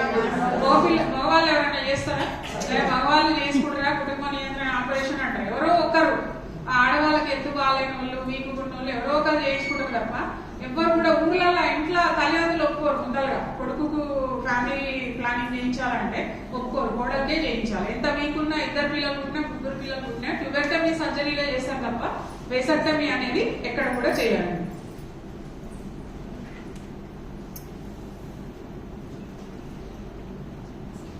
చాలా వరకు ఈ కాంట్రాసెప్టివ్స్ మీద కూడా వాళ్ళకి అవగాహన అనేది ఉండదండి. ఐయుడి కానివ్వండి, ఇంకా కండోమ్స్, వీటి మీద అవగాహన అనేది లేదు. వీటన్నిటి వల్ల ఏంటంటే వాళ్ళకు ఉన్నటువంటి యాక్సెస్ అనేది సెక్సువల్ రిప్రొడక్టివ్ లైఫ్ సంబంధించినటువంటి యాక్సెస్ అనేది వాళ్ళకు లేదు. ఇలాంటి అన్ని కూడా నేను జస్ట్ కొన్నే చెప్పినా అండి. ఇంకా మీకు చాలా ఆలోచిస్తే, మీరు గ్రామీణ ప్రాంతాల నుంచి కనుక వచ్చి ఉంటే ఇంకా చాలా అసమానతలు అనేది మనకు కనిపిస్తుంటాయి. ఇక్కడ నేను 6 రకాలుగా కేటగిరీగా చేసిన కదా. ఉమెన్ ఫ్రెండ్లీ గ్రామ పంచాయతీ అంటే ఎలా ఉండాలి, మహిళా స్నేహం పూర్వక గ్రామ పంచాయతీ అంటే దాని యొక్క టార్గెట్స్ ఏంటంటే చేంజ్ చేసుకోవాలి. 6 ఇప్పుడు నేను ఇంతకుముందు SDG 5 అని చెప్పిన కదా అంటే సస్టైనబుల్ డెవలప్మెంట్ గోల్ 5 అనేది జెండర్ ఈక్వాలిటీ, లింగ సమానత్వానికి సంబంధించిందండి. ఆ లింగ సమానత్వానికి సంబంధించినటువంటి దాంట్లో 5 సబ్ గోల్స్ ఉన్నాయండి. 6 సబ్ గోల్స్ ఉన్నాయి. 6 సబ్ గోల్స్ ఏంటంటే, ఫస్ట్ గోల్ ఏంటంటే గ్రామంలో ఉన్నటువంటి ఆడపిల్లల పైన కానీ మహిళల పైన కానీ ఉన్నటువంటి వివక్షను అంతం చేయడం అనేది మొదటి లక్ష్యం అండి. అర్థమైందా? వివక్ష అనేది ఎన్ని రకాలు ఉంది, ఇలాంటి వివక్ష లేకుండా చూడడం అనేది మొదటి లక్ష్యం. నెక్స్ట్ రెండవ లక్ష్యం ఏంటంటే గ్రామాలలో ఉన్నటువంటి ఆడపిల్లల పైన అదేవిధంగా మహిళల పైన జరుగుతున్నటువంటి హింసను నిర్మూలించడం అనేది, తొలగించడం అనేది రెండవ లక్ష్యం. ఆ హింస అనేది ఎన్ని రకాలుగా జరుగుతున్నది అనేది మనం ఇప్పుడు చూసాం. తర్వాత మూడవ లక్ష్యం ఏంటంటే గ్రామంలో ఉన్నటువంటి ఆడపిల్లల పైన మహిళల పైన జరుగుతున్నటువంటి సామాజిక దురాచారాలు లేకుండా రూపుమాపడం అనేది మూడవ లక్ష్యం. నాలుగవ లక్ష్యం ఏంటంటే ఏదైతే మహిళలు చేసేటువంటి ఇంటి పనికి వాళ్ళు ఏదైతే డబ్బులు లేకుండా విలువ కట్టలేనటువంటి పని చేస్తున్నారో ఆ పనికి గుర్తింపునివ్వడం అనేది నాలుగవ లక్ష్యం అండి. ఐదవ లక్ష్యం వచ్చేసి మహిళా సామాజిక రాజకీయ అదేవిధంగా ఆర్థిక భాగస్వామ్యం, వాళ్ళకి ఫుల్లీ పార్టిసిపేషన్ అనేది కల్పించడం అనేది ఐదవ లక్ష్యం. ఆరవ లక్ష్యం అనేది వాళ్ళకు యాక్సెస్ కల్పించడం అండి. సెక్సువల్ అండ్ రిప్రొడక్టివ్ హెల్త్ కి సంబంధించి వాళ్ళకు ఉన్నటువంటి హక్కులకు వాళ్ళు ఉపయోగించుకునేటట్టు యాక్సెస్ కల్పించడం అనేది ఆరవ లక్ష్యం. ఈ 6 లక్ష్యాలు కనుక సాధిస్తే ఆ గ్రామ పంచాయతీని ఉమెన్ ఫ్రెండ్లీ గ్రామ పంచాయతీ అంటారండి. ఇది పెద్దగా మనం అనుకుంటాం ఏదో జెండర్ ఈక్వాలిటీ అంటే కొత్తగా సబ్జెక్ట్ కాదండి. మన ఇంట్లో జరిగేది, మన చుట్టుపక్కల జరిగే సమస్యలే ఇవన్నీ. నేను చెప్పినవి మన ఇంట్లో ఇవన్నీ చూస్తే మీకు అర్థమవుతుంది. మనకు ఆలోచిస్తే మన ఇంటి పక్కన మన పని చేసే వాళ్ళు లేదంటే మన బంధువులను ఇలాంటివన్నీ కూడా మనకు కనిపిస్తూ ఉంటాయి. నేను చెప్పినటువంటి అసమానతలన్నీ కూడా, ఈ అసమానతలన్నింటినీ కూడా సమానత్వం దిశగా చేయాలి అంటే ఏం చేయాలి, గ్రామ పంచాయతీ ఏం చేయాలి? ఆ గ్రామ పంచాయతీ మీరు సిఎస్ఓగా మీరు చేస్తారని చెప్తున్నారు కాబట్టి మీరు రేపు ఎలా వాళ్ళతో ఎలా అప్రోచ్ కావాలనేది మీరు యాక్షన్ ప్లాన్ తయారు చేస్తాం. ఇప్పుడు నేను చెప్పినట్టు అన్ని గ్రామ పంచాయతీలో ఈ 6 రకాల సమస్యలు ఉంటాయండి. ఈ 6 రకాల సమస్యల్లో కూడా అన్నింటిలో కూడా ఈ వివక్ష, అన్ని రకాల వివక్ష ఉండకపోవచ్చు. ఇంతకుముందు మీరు చెప్పారు డిస్క్రిమినేషన్ ఏది మనకి రాజకీయంగా ఉంది, క్యాస్ట్ పరంగా కూడా ఉంది, అది కూడా ఉండొచ్చు. కానీ చాలా వరకు అంటే నేను పంచాయతీ రాజ్లో చేసినటువంటి ఎక్స్పీరియన్స్ ప్రకారం ఏదైతే మీరు క్యాస్ట్ అంటున్నారు బీసీ ఎస్టీకి సంబంధించినటువంటి మహిళలే హయ్యర్ క్యాస్ట్ వాళ్ళకంటే వాళ్ళు ఇండిపెండెంట్ గా కొంతవరకైనా వాళ్ళు అడ్మినిస్ట్రేషన్ చేయగలుగుతున్నారండి. ఎందుకంటే ఇప్పుడు రిజర్వేషన్ వచ్చినప్పుడు ఆ ఊర్లో ఎస్సీనో బీసీనో ఎస్టీనో వచ్చినప్పుడు ఈ ఎస్హెచ్జిలో ఉన్నటువంటి మహిళలు అవకాశం ఉంది కాబట్టి వాళ్ళని తీసుకుంటున్నారు. వాళ్ళు వెనక ఎవరున్నా కానీ వాళ్ళు కొంచెం ఇండిపెండెంట్ గా మాట్లాడటము, ధైర్యంగా మనకు మండల మీటింగ్స్ లో కానీ గ్రామాలలో కానీ కొంచెం వాళ్ళు ఏంటంటే పేద కుటుంబాల నుంచి వస్తారు కాబట్టి వాళ్ళ సమస్యలు కూడా తెలుసు కాబట్టి సమస్యల మీద కూడా ఫైట్ చేస్తున్నారు. కొంతమంది ఏంటంటే ఇక వాళ్ళు వెనక ఉండి సపోర్ట్ చేసిన వాళ్ళకి ఉంటే ఇక వాళ్ళు వింటున్నారు కానీ చాలా వరకు మాత్రం అంటే మేము ఫీల్డ్ లో చేసినటువంటి ఎక్స్పీరియన్స్ ఈ హయ్యర్ క్యాస్ట్ వాళ్ళకంటే కూడా వాళ్ళే మంచిగా వర్క్ చేస్తున్నారు. సమాజంలో గ్రామ పంచాయతీ ఏం చేయాలి? ఇప్పుడు నేను చెప్పిన లక్ష్యాలు ఉన్నాయి కదా, అవి ఎవరు సాధించాలంటే గ్రామ పంచాయతీ చేయాలి. ఒక ఎన్జిఓగా మీరు వెళ్ళి చేయాలంటే కూడా మీరు చేయడానికి సాధ్యం కాదు. ఖచ్చితంగా గ్రామ పంచాయతీ చేయాలి, మీరు గైడ్ చేయాలి. నేను ఇంతకుముందు చెప్పిన కదా, ట్రైనింగ్ ఇవ్వాలి, గైడెన్స్ ఇవ్వాలి, మెంటర్షిప్ చేయాలి, మీరు ఏమేమి చేయాలనేది యాక్షన్ ప్లాన్ చేయాలి, వాళ్ళని ఇన్వాల్వ్ చేసుకొని మీరు వెంట ఉండి చేయాలి. అంతే తప్ప మీరు ఒక్కరు చేయాలంటే కూడా అది సాధ్యం కాదు. అంటే మీకు ఇది ఒక గొప్ప అవకాశము. నేను మీ శరత్ గారికి కూడా చెప్తాను, రేపు మా ఇన్స్టిట్యూట్ లో మేము ఒక 32 గ్రామ పంచాయతీలను ఉమెన్ ఫ్రెండ్లీ గ్రామ పంచాయతీగా తీసుకున్నామండి ఈ ఇయర్. రేపు వాళ్ళ ట్రైనింగ్ ఉంది దీని మీదనే. మీరు ఇంతకుముందు అంబేద్కర్ గారు అనిల్ గారితో మాట్లాడారు కదా, మీరు మాట్లాడితే ఆ గ్రామ పంచాయతీల లిస్ట్ ఇస్తారు, మీరు కూడా అవే అడాప్ట్ చేసుకుంటే వాళ్ళు అదే వర్క్ చేస్తారు, మీరు చేస్తారు కాబట్టి ఈజీ అవుతుంది. మీరు చెప్తే వాళ్ళు లిస్ట్ పంపిస్తారు. ఎందుకంటే మా వాళ్ళకే ప్లస్ పాయింట్ అది, మీరు వర్క్ చేస్తుంటారు మంచిగా, మళ్ళీ మేము కూడా ఉమెన్ ఫ్రెండ్లీ గ్రామ పంచాయతీగా చూపించుకోవచ్చు కాబట్టి నేను సార్కి చెప్తాను రేపు వెళ్ళినప్పుడు. నెక్స్ట్ పెట్టండి, నెక్స్ట్ స్లైడ్ పెట్టండి. ప్రతి ఆ ఊర్లో ఎవరికైతే ఆడపిల్ల పుట్టిందో పేద కుటుంబాల వాళ్ళకి వాళ్ళు ఏం చేస్తారు, గ్రామ పంచాయతీ నుంచి ఒక డబ్బులు ఉంటాయి కదా, డబ్బులు కొట్టుకుంటూ వెళ్ళి ఆమె డెలివరీ అయిన తర్వాత ఇంటికి వస్తారు కదా, ఆడపిల్లని తీసుకొని హాస్పిటల్లో డెలివరీ అవుతారు. ఇంటికి వచ్చిన తర్వాత వీళ్ళు డబ్బులు వాయిద్యాలతోటి గ్రామ పంచాయతీ నుంచి వెళ్ళి వాళ్ళకు ఒక అమ్మాయి మెడలో, పుట్టిన అమ్మాయి మెడలో, తర్వాత తల్లి మెడలో ఒక పూలదండ వేసి వాళ్ళకు 11,000 రూపాయలు క్యాష్ ఇవ్వడం జరిగిందండి. అట్లా ఇచ్చిన తర్వాత యూట్యూబ్ లో వచ్చింది. అది ఇస్తే మా దగ్గర ఈ ఉమెన్ ఫ్రెండ్లీ గ్రామ పంచాయతీ ప్రపోజల్స్ పంపమని మాకు గవర్నమెంట్ ఆఫ్ ఇండియా నుంచి వస్తాయి.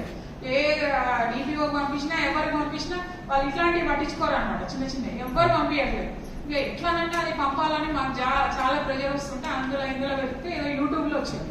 వస్తే మేము వేగ్గా యూట్యూబ్ లో చూసి పంపించడానికి రాదు కదా, కాబట్టి దాని గురించి మేము విలేజ్ కి వాళ్ళ వాయిస్ తీసుకోవడానికి రికార్డు డాక్యుమెంటేషన్ కోసం పంపించినామండి. ఒక టీం పంపిస్తే వాళ్ళు అప్పటి వరకు వాళ్ళు 12 మందికి ఇచ్చారండి అమౌంట్, 12 మెంబర్స్ కి 1 year లో, కరోనా టైంలో అనుకోండి. వచ్చిన తర్వాత వాళ్ళలో మేము 8 మందితోటి ఇంటర్వ్యూ చేసినామండి. 8 మంది అవైలబుల్ ఉంటే చేసినాం. వాళ్ళు చెప్పిన సమాధానం ఏంటంటే చాలా వరకు అంటే ఈ డబ్బులేమో కొంతమంది పిల్లలకి హెల్త్ బాగాలేకపోతే ఆ 11,000 ఉపయోగించుకున్నారు. ఒక ఇద్దరేమో వాళ్ళు కూలికి పోతారంట, అంటే కూలికి పోకుంటే కుటుంబం గడవరు, కానీ ఈ డబ్బులతోటి వాళ్ళకి 3-4 నెలలు ఇంట్లోనే ఉండి బిడ్డను చూసుకుంటూ ఉన్నారు. కొంతమంది ఏమో పిల్లలకు మంచి బట్టలు అవి కొనడం, ఇలాంటివి చేసినామని చెప్పారు. అందులో వాళ్ళు చెప్పింది ఏంటంటే, వాళ్ళు చెప్పిన దాంట్లో అర్థం, ఒక అదే పీరియడ్ లో ఒక మగపిల్లాడు పుట్టిండు ఒక ఆమె దగ్గర కూడా ఒక ఇద్దరు దగ్గర వాళ్ళ దగ్గర తీసుకున్నారు వాయిస్. ఆ మగపిల్ల వాళ్ళు పుట్టిన వాళ్ళు చెప్పింది ఏంటంటే, వాళ్ళకేమో ఈ ఊర్లో అందరేమో ఆడపిల్ల పుడితే మంచిది కాదు, ఆడపిల్ల పుడితే మంచిది కాదు అంటారు. మా ఊర్లోనేమో ఆడపిల్ల పుట్టిన వాళ్ళకి ఇంటికి వెళ్ళి గ్రామ పంచాయతీ నుంచి డబ్బులు కొట్టి వాళ్ళ తల్లి మెడలో బిడ్డ మెడలో పూలదండేసి వాళ్ళకి 11,000 ఇస్తున్నారు. మాకేమో అసలు గుర్తింపే లేదు, అసలు మాకు కూడా ఆడపిల్ల పుడితేనే బాగుండేది అనే ఆలోచన వాళ్ళకి వచ్చింది. అంటే అలాంటి ఆలోచన వచ్చేటట్టు ఇనిషియేటివ్స్ అనేది గ్రామ పంచాయతీ చేయాలండి. దానికి సపోర్ట్ నేను చెప్పినట్టు వాళ్ళకి ఇట్లాంటి ఆలోచనలు రావండి. అలాంటివి మీరు సిఎస్ఓగా ఒక సివిల్ సొసైటీ ఆర్గనైజేషన్ అంటే నేను చెప్పింది ఇట్లాంటి ఉంటేనే ఇలాంటి ఇనిషియేటివ్ రకరకాలు ఉంటే ఏదైతే వివక్ష ఉందో దాన్ని అంతమొందించడానికి మీరు రకరకాల ఇనిషియేటివ్స్ టేకప్ చేయడానికి గ్రామ పంచాయతీ మీరు గైడ్ చేయాలండి. అది ఒకటి జెండర్ బేస్డ్ సెక్స్ సెలక్షన్. తర్వాత హెల్త్ అండ్ న్యూట్రిషన్ సంబంధించి అండి చాలా వరకు కూడా మహిళలు ఎనిమిక్ గా ఉంటారు, ఎనిమియాతో ఉన్నారు పిల్లలు, ఇలాంటి వాటికి కూడా ఒక గ్రామ పంచాయతీ ఇనిషియేటివ్ ఉందండి. అది కూడా వనపర్తి జిల్లా పెద్దమందడి మండల్ చిన్నమందడి గ్రామ పంచాయతీ అండి. ఇటు సూర్యచంద్రారెడ్డి అని తెలిసి ఉండొచ్చు అండి, సర్పంచ్ మొన్నటి వరకు సర్పంచ్ ఉంటుంది. వీడియో ప్లే చేయండి, ఒక 2 నిమిషాలు ఉంటుంది చూడండి, సౌండ్ పెట్టండి.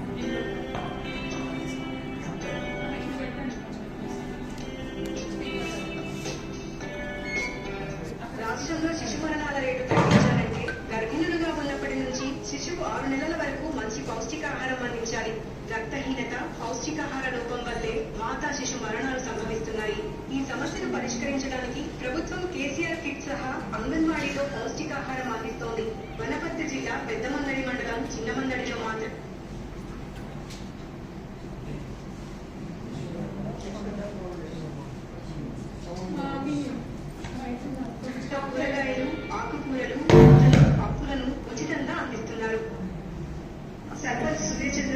ప్రత్యేక చొరవతో యశోద ఫౌండేషన్ ఆధ్వర్యంలో ఈ కార్యక్రమం ఏడాది కాలంగా అమలవుతోంది.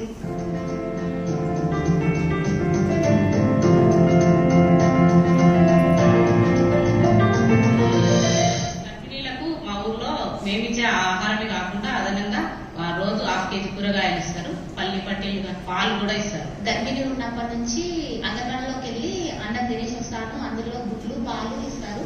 ఈవినింగ్ టైంలో గ్రామ పంచాయతీ నుంచి కూరగాయలు రోజు ఒక పండు ఇస్తారు. పండు లేకపోతే బెల్లం పట్టీలు కూడా ఇస్తారు. పౌష్టికాహారం కోసం మహిళలు అంగన్వాడీ కేంద్రాలకు వెళ్లాల్సిన అవసరం లేకుండా నేరుగా వారి ఇంటికే పంపే సదుపాయాన్ని ఏర్పాటు చేశారు. యశోద ఫౌండేషన్ అందించే ఈ ఆహారాన్ని కేవలం గర్భిణులు, బాధితులు మాత్రమే తినాలి. శిశువు జన్మించిన 6 నెలల వరకు ఈ పౌష్టికాహారాన్ని ఉచితంగా అందిస్తారు.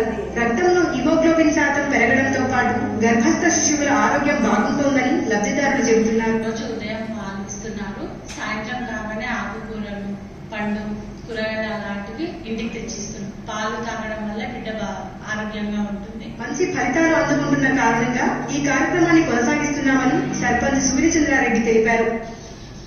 గ్రామం నుంచి డెలివరీకి వెళ్ళినటువంటి మహిళలు ఏదైతే ఉన్నారో వాళ్ళు హిమోగ్లోబిన్ తక్కువ కావడము, ఆపరేషన్ స్కోప్ ఎక్కువ ఉండడము, ప్రతి డెలివరీ కూడా బ్లడ్ కావాలి సార్ అని అడగడము, ఇలాంటి పరిస్థితులు నేను గమనించిన తర్వాత వీళ్ళకి హిమోగ్లోబిన్ ఎందుకు లోపించింది అన్న కారణాన్ని నేను చూసినట్టయితే వీళ్ళు వెజిటబుల్స్ కానీ ఇలాంటి కూరగాయలు కానీ తినట్లేదని అనిపించింది.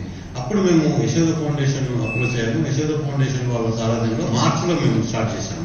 హిమోగ్లోబిన్ ఎప్పుడైతే మాకు ఇంప్రూవ్ అయిందో వాళ్ళకు మాకు మంచి నమ్మకం వచ్చింది. గర్భిణులు, బాధితుల కోసం చిన్నమందడిలో చేస్తున్న కార్యక్రమాన్ని అన్ని గ్రామాల్లో అమలు చేస్తే శిశు మరణాలు తగ్గించే అవకాశం ఉంటుందని అంతా అభిప్రాయపడుతున్నారు.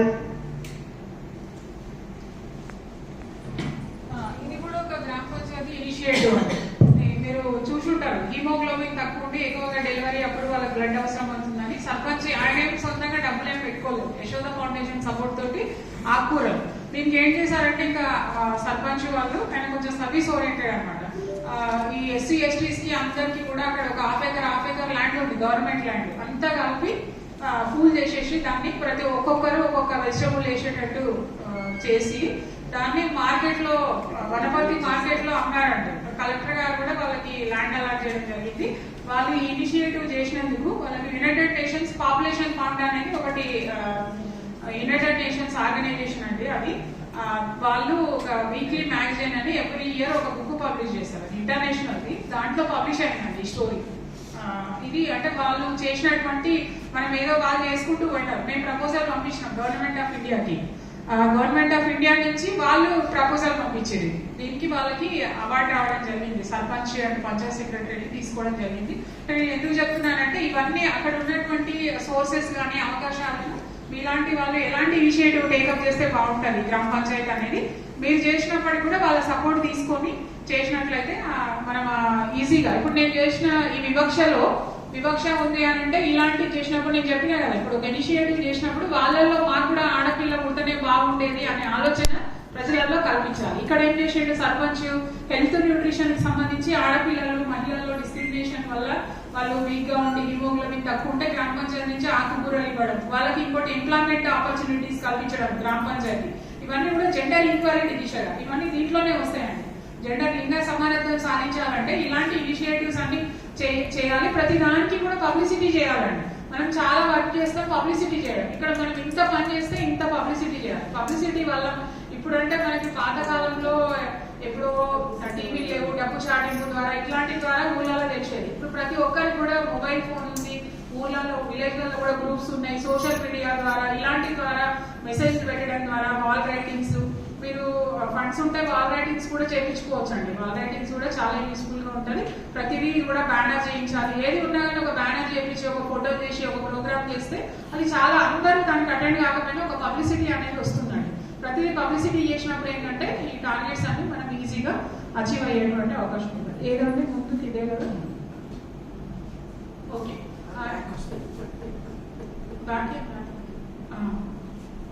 ఇంకా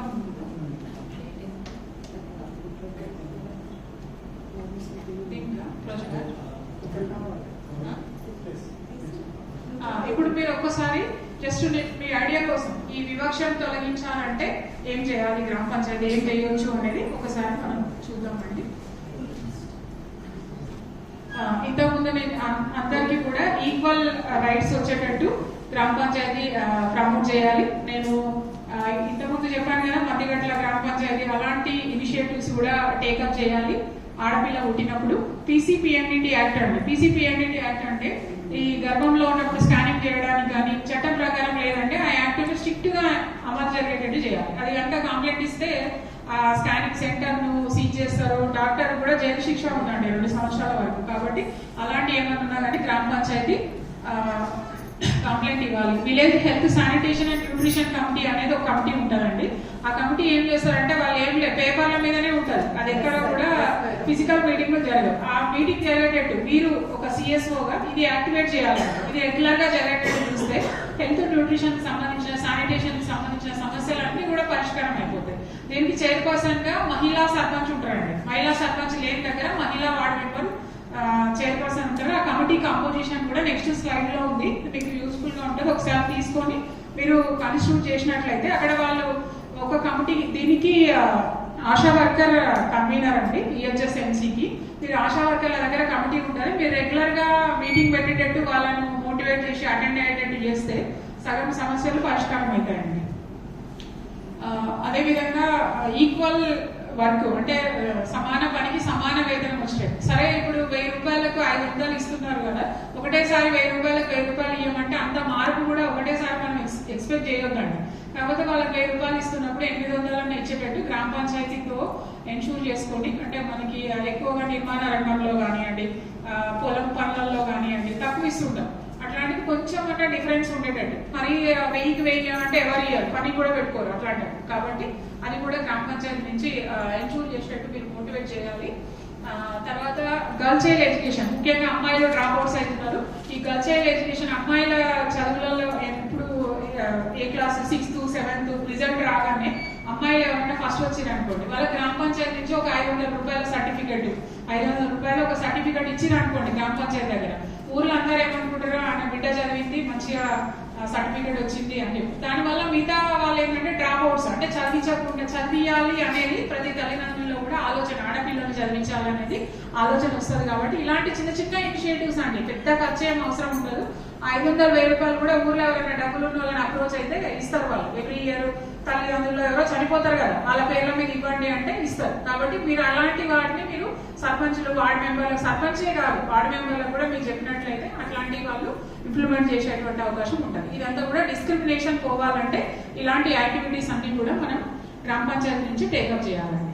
తర్వాత నెక్స్ట్ ఏంటంటే హింస తొలగించాలంటే గ్రామ పంచాయతీ సేఫ్ విలేజ్ గా చేయడానికి ఉన్నటువంటి ఇనిషియేటివ్స్ అన్ని కూడా టేకప్ చేయాలి. దీనికి ఇది కూడా ఒక మహబూబ్నగర్ జిల్లా అంటే నాకు తెలిసి నాగర్ కర్నూలే అనుకుంటా అండి. అక్కడ ఒక దగ్గర ఒక కెనాల్ ఉంటుందా, నాగర్ కర్నూలు పనిచేస్తుంటారంట, వాళ్ళ మీద అత్యాచారాలు జరగడం అట్లాంటి అంటే చాలా కంప్లైంట్స్ కూడా వచ్చినాయి. దానికి అక్కడ ఉన్నటువంటి ఎమ్మెల్యే గారు మళ్ళీ జనార్దన్ రెడ్డి గారు మా ఈ వర్క్ జరిగే దగ్గర సీసీ కెమెరాలు పెట్టిమని చెప్పేసి దానికి ఫండింగ్ సపోర్ట్ ఎమ్మెల్యే గారు ఇచ్చారు. ఆ సీసీ కెమెరాలు పెట్టినప్పుడు ఏమైందంటే ఆ సీసీ కెమెరాలు పెట్టిన తర్వాత మొత్తం తగ్గిపోయినాయండి ఇవన్నీ. ఎందుకంటే ఎవరు చేసిరో తెలుస్తుంది కదా, ఇమీడియట్ గా కంప్లైంట్ ఇస్తే అరెస్ట్ చేస్తారు. కాబట్టి ఆ సీసీ కెమెరాలు ఎప్పుడైతే పెట్టిరో ఆ వర్క్ చేసే దగ్గర అక్కడ ఈ ఆడవాళ్ళ మీద అబ్యూజ్ అనేది, సెక్సువల్ హరాస్మెంట్ అనేది మొత్తం కూడా తగ్గిపోయింది. ఇది ఒక ఇనిషియేటివ్ అండి, అంటే గ్రామాన్ని సేఫ్ విలేజ్ గా చేయడానికి గ్రామ పంచాయతీ. ఎగ్జాంపుల్ చెప్తున్నా నేను, మీరు ఇంకా మీకు వచ్చిన ఆలోచనను మీరు అక్కడ అప్లై చేయవచ్చు. కమ్యూనిటీ విజిలెన్స్ కమిటీస్ అండి, ఇట్లాంటివన్నీ మీరు చేయించాలండి. ఇప్పుడు గ్రామంలో కమ్యూనిటీ విజిలెన్స్ అంటే ప్రతి క్యాస్ట్ నుంచి ఒకళ్ళని తీసుకొని, కుల పెద్దలు అంటారు కదా, ప్రతి కులం నుంచి ఒకళ్ళని తీసుకొని ఒక కమిటీ ఫామ్ చేసి, ఇప్పుడు ఒక అతను భార్యను కొడుతుంటు రోజు కొడుతుంటే ఆమె కంప్లైంట్ ఇవ్వాలంటే పోయి కుటుంబం భర్త విడాకులు ఇస్తాడని కానీ ఆమె కంప్లైంట్ ఇవ్వాలండి. పోలీస్ స్టేషన్లు ఇయ్యారు, ఎక్కడ ఇయ్యారు. ఇలాంటివి మనకు తెలుస్తుంటాయి ఊర్లలో. అట్లాంటివి ఏంటంటే ఈ కమ్యూనిటీ విజిలెన్స్ కమిటీ ఏదైతే ఉందో వాళ్ళు పిలిచి మందలించినప్పుడు ఏమవుతుందంటే వాళ్ళు ఇంకోసారి భయం, నేను భార్య కొడుతున్నానని అందరికి తెలిసిపోయింది, ఊరందరికి తెలిసిపోయింది అనేది కొంచెం భయం అనేది ఉంటుందండి. భయం ఉండేవాడికి వాడు రెండోసారి చేయకుండా ఉంటారు. కొంతమంది ఎక్కువ కూడా చేస్తుంటారు. ఇంకా అట్లా అని కాకుండా ఈ నిఘా అనేది ఒక అతను ఎవరన్నా టీజింగ్ ఏడిపిస్తున్నారు అనుకోండి పిల్లల్ని, ఆ పిల్లల తల్లిదండ్రులను పిలిచి ఈ కమ్యూనిటీ విజిలెన్స్ కమిటీ ఒకసారి మందలించారు అనుకోండి, వాళ్ళ ఇంటి దగ్గర పోయి పిల్లల్ని తిడతారు. ఆ పిల్లలకు కూడా భయం అవుతుంది, ఈ కమిటీ మమ్మల్ని పిలిచి అంటే అందరికి తెలిసింది అనేది ఒక రకమైన భయం ఉంటుంది. ఇలాంటి నిఘా ఉన్నప్పుడు కూడా ఇవన్నీ జరగకుండా ఉండేటువంటి అవకాశం ఉంటుంది. ఈ కమ్యూనిటీ విజిలెన్స్ కమిటీస్ అనేవి కూడా ఏర్పాటు చేయాలి. తర్వాత కమ్యూనిటీ బేస్డ్ ఆర్గనైజేషన్స్ అండి, ఎస్హెచ్జీస్ కానివ్వండి, ముఖ్యంగా మీరు సిఎస్ఓస్ కూడా ఇలాంటి వాటిని ప్రతి విషయంలో కూడా సేఫ్ విలేజ్ గా కావడానికి ఇన్వాల్వ్మెంట్, అవగాహన అనేది చేయాలి. తర్వాత వాళ్ళకు ఉన్నటువంటి హక్కులు కానివ్వండి, రైట్స్ కానివ్వండి, ఎంటైటిల్మెంట్స్ కానివ్వండి, లాస్ మీద అవేర్నెస్ అనేది క్రియేట్ చేయాలండి. ఈ అవేర్నెస్ అనేది ఎట్లా క్రియేట్ చేయాలనేది రేపు సెషన్ లో, గ్రామ సభ సెషన్ లో మనం గ్రామ సభల ద్వారా మనం ప్రతి ఒక్కరికి పోయి మనం అవేర్నెస్ క్రియేట్ చేయలేము కదా, కాబట్టి గ్రామ సభ ద్వారా అవేర్నెస్ ఎట్లా క్రియేట్ చేయాలనేది రేపు సెషన్ లో నేను చెప్తానండి. తర్వాత చెప్పండి, మనకి మహిళా గ్రామ సభ అండి, ముఖ్యంగా తెలంగాణ పంచాయతీరాజ్ చట్టంలో, ఆంధ్రప్రదేశ్ వాళ్ళు కూడా ఉన్నారు ఇక్కడ, తెలంగాణ పంచాయతీరాజ్ చట్టంలో మహిళా గ్రామ సభ ప్రొవిజన్ కూడా ఉందండి. ఆ మహిళా గ్రామ సభను ఎట్లా నిర్వహించాలి, ఆ మహిళా గ్రామ సభలో ఎజెండా అంశాలు ఏంటిది అనేది కూడా నేను రేపటి సెషన్ లో మీకు క్లియర్ గా చెప్తాను. ఈ మహిళా గ్రామ సభ నిర్వహించినట్లయితే అంటే సంవత్సరంలో 6 గ్రామ సభలు నిర్వహించాలండి చట్టం ప్రకారం. అందులో కనీసం 2 అయినా మహిళా గ్రామ సభలు నిర్వహించడం అనేది పంచాయతీరాజ్ యాక్ట్, తెలంగాణ పంచాయతీరాజ్ యాక్ట్ లో ఉంది. ఈ 2 మహిళా గ్రామ సభలు కనుక మీరు ఖచ్చితంగా నిర్వహించినట్లయితే, అంటే నిర్వహించడం అంటే ఏదో నామకే వస్తే కాదండి, మహిళలందరూ అటెండ్ అయ్యేటట్టు చూస్తే ఇందులో ఉన్నటువంటి 90% టార్గెట్లు మీరు అచీవ్ చేయొచ్చండి. మనం ఉన్నటువంటి గోల్స్ అన్ని కూడా ఒక మహిళా గ్రామ సభ దానికి చాలా అధికారం ఉందండి, చాలా పవర్ఫుల్. యాక్ట్ లో దేనికి సర్పంచ్ కూడా అధికారాలు లేవు, ఓన్లీ గ్రామ సభకు మాత్రమే తెలంగాణ పంచాయతీరాజ్ యాక్ట్ లో చాలా పవర్స్ ఉన్నాయి. ఆ పవర్స్ ఉపయోగించుకొని గ్రామ సభ కనుక నిర్వహించి అవేర్నెస్ క్రియేట్ చేసినట్లయితే మనకు ఉన్నటువంటి గోల్స్ అన్నింటినీ కూడా మనం అచీవ్ చేయొచ్చు. ఆంధ్రాలో కూడా గ్రామ సభ ఉందండి. అయితే ఎవ్రీ సంవత్సరానికి 2 గ్రామ సభలు పెట్టాలి. ఏప్రిల్ 14 ఒకటి, అక్టోబర్ 2 పాత చట్టంలో ఉంది, తెలంగాణలో అమెండ్మెంట్ చేశారు. అంటే మహిళా సభ గ్రామ సభలు ప్రత్యేకించి మహిళా సభ లేదు, యాక్ట్ లో లేదు. కాకపోతే మన గవర్నమెంట్ ఆఫ్ ఇండియా నుంచి ఇచ్చారంటే ఒక సర్కులర్ ఇచ్చారు, ఏ గ్రామ పంచాయతీ అయినా ఏ రాష్ట్రంలో అయినా ప్రతి సంవత్సరం 2 మహిళా సభలు 2 బాల సభలు పెట్టాలని ఇచ్చారు. తెలంగాణలో అయితే యాక్ట్ లో ఉంది, ఆంధ్రప్రదేశ్ లో కూడా లేకపోయినా కానీ ఖచ్చితంగా చేయాల్సింది. కాపీ పంపిస్తాడు. తర్వాత గ్రామ సభకి మహిళా పార్టిసిపేషన్ అనేది ఎక్కువగా ఉండేటట్టు చూసుకోవాలి, అది మీరు చేయాలండి. ఇందులో మీరు చేసేది చాలా ఉంది.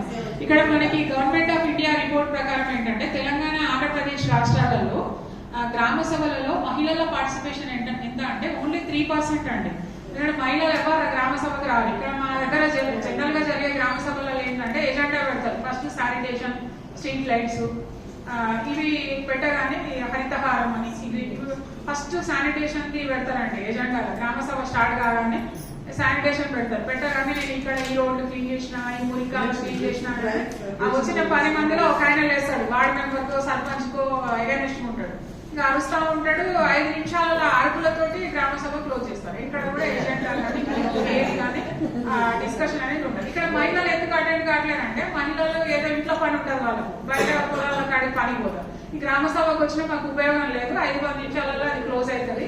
ఇంకోటి మహిళలు ఎవరో 10 మంది మొగోళ్ళు ఉంటే 1-2 మహిళలు ఉన్నారు అనుకోండి, వాళ్ళు ఏదైనా అడిగిరు అనుకోండి, అడిగినా నీకు బాగా తెలుసులే బాగా మేము మాట్లాడు అది కూడా జెండర్ అనమాట. అంటే డామినేషన్, మేము నువ్వేంటి అడిగేది, మేము ఉన్నాం కదా అంటే ఎక్కువ మంది మహిళలు అటెండెన్స్ ఉన్నప్పుడు ఏమవుతుంది, వాళ్ళకి ధైర్యం ఉంటుంది, ఏదైనా చెప్పాలి. అది మహిళా గ్రామ సభలు. మహిళా గ్రామ సభ అంటే మగవాళ్ళు అటెండ్ కావద్దని కాదండి, ఎవరైనా అటెండ్ కావచ్చు.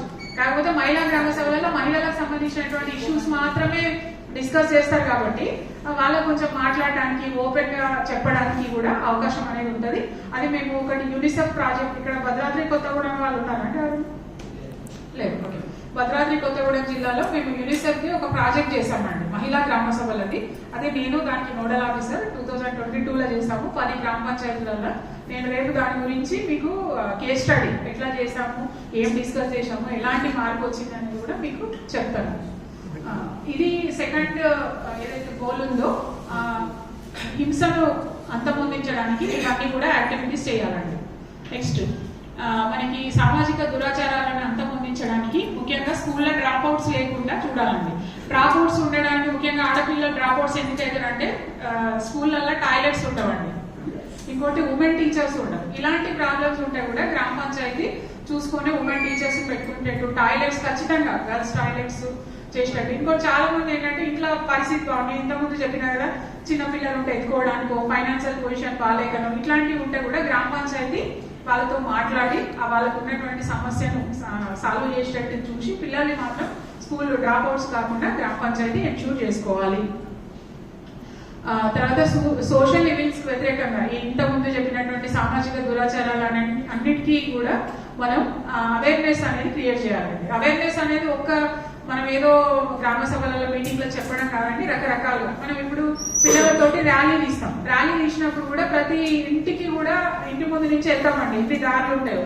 మనం స్లోగన్స్ చెప్పుకుంటూ పోతుంటే అందరూ రారు కదా, వాళ్ళ పనిలో వాళ్ళు ఉంటారు.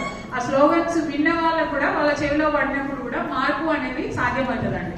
ఆ ర్యాలీ తీయొచ్చు, తర్వాత మనకి ఎస్హెచ్జి మహిళలతోటి మీటింగ్ పెట్టొచ్చు, మహిళా గ్రామ సభలు చేయొచ్చు, వాల్ రైటింగ్స్ చేయొచ్చు, సోషల్ మీడియా ద్వారా ఇలాంటి రకరకాలుగా మనం అవేర్నెస్ అనేది, మనం గోడల మీద వాల్ రైటింగ్ రాసినాం అనుకోండి, మనం అదే దారిలో నుంచి రోజు నడుస్తున్నప్పుడు అది చదువుతున్నప్పుడు 10 సార్లు చదివితే మనకి 11వ సారికి ఆలోచన వస్తుందండి అది చేయాలని. కాబట్టి ఇలాంటివి కూడా అవేర్నెస్ మనం వాల్ రైటింగ్స్ ద్వారా కూడా గ్రామాలలో అవేర్నెస్ అనేది క్రియేట్ చేయవచ్చు. మహిళా సభలలో చైల్డ్ మ్యారేజెస్ చేయకుండా, ఎర్లీ మ్యారేజ్ చేయకుండా ప్రతిజ్ఞ చేయించడము, 18 సంవత్సరాల లోపల గ్రామ పంచాయతీలో ఎవరికి కూడా పెళ్లిళ్ళు కాకుండా చూడడము. తర్వాత village level child protection committee అండి, ఈ కమిటీ కూడా మీరు ఇంతకుముందు VHSMC, VLCPC ఈ 2 మీటింగ్లు కూడా మీరు అయ్యేటట్టు కనుక చూసినట్లయితే చైల్డ్ మ్యారేజ్ ఫ్రీ గ్రామ పంచాయతీ అవుతుందండి. ఆ VLCPCకి చైర్పర్సన్ ఎవరు ఉంటారంటే సర్పంచ్ ఉంటారు, దానికి కన్వీనర్ గా అంగన్వాడీ వర్కర్ ఉంటారండి. మీరు ఆల్రెడీ కమిటీస్ కాన్స్టిట్యూట్ చేసి ఉంటాయి, మీరు చేయాల్సింది ఏంటంటే మీటింగ్స్ చేసుకోవాలి, మీరు ప్రతిదీ కూడా డాక్యుమెంటేషన్ చేసుకోవాలండి. మీరు చేసుకున్నటువంటి యాక్టివిటీ అంతా కూడా డాక్యుమెంటేషన్ కూడా ఈ కమిటీ, ఒక గ్రామ సభనే కాదు, ఈ కమిటీ ఎవ్రీ మంత్ పెట్టాలండి మీటింగ్.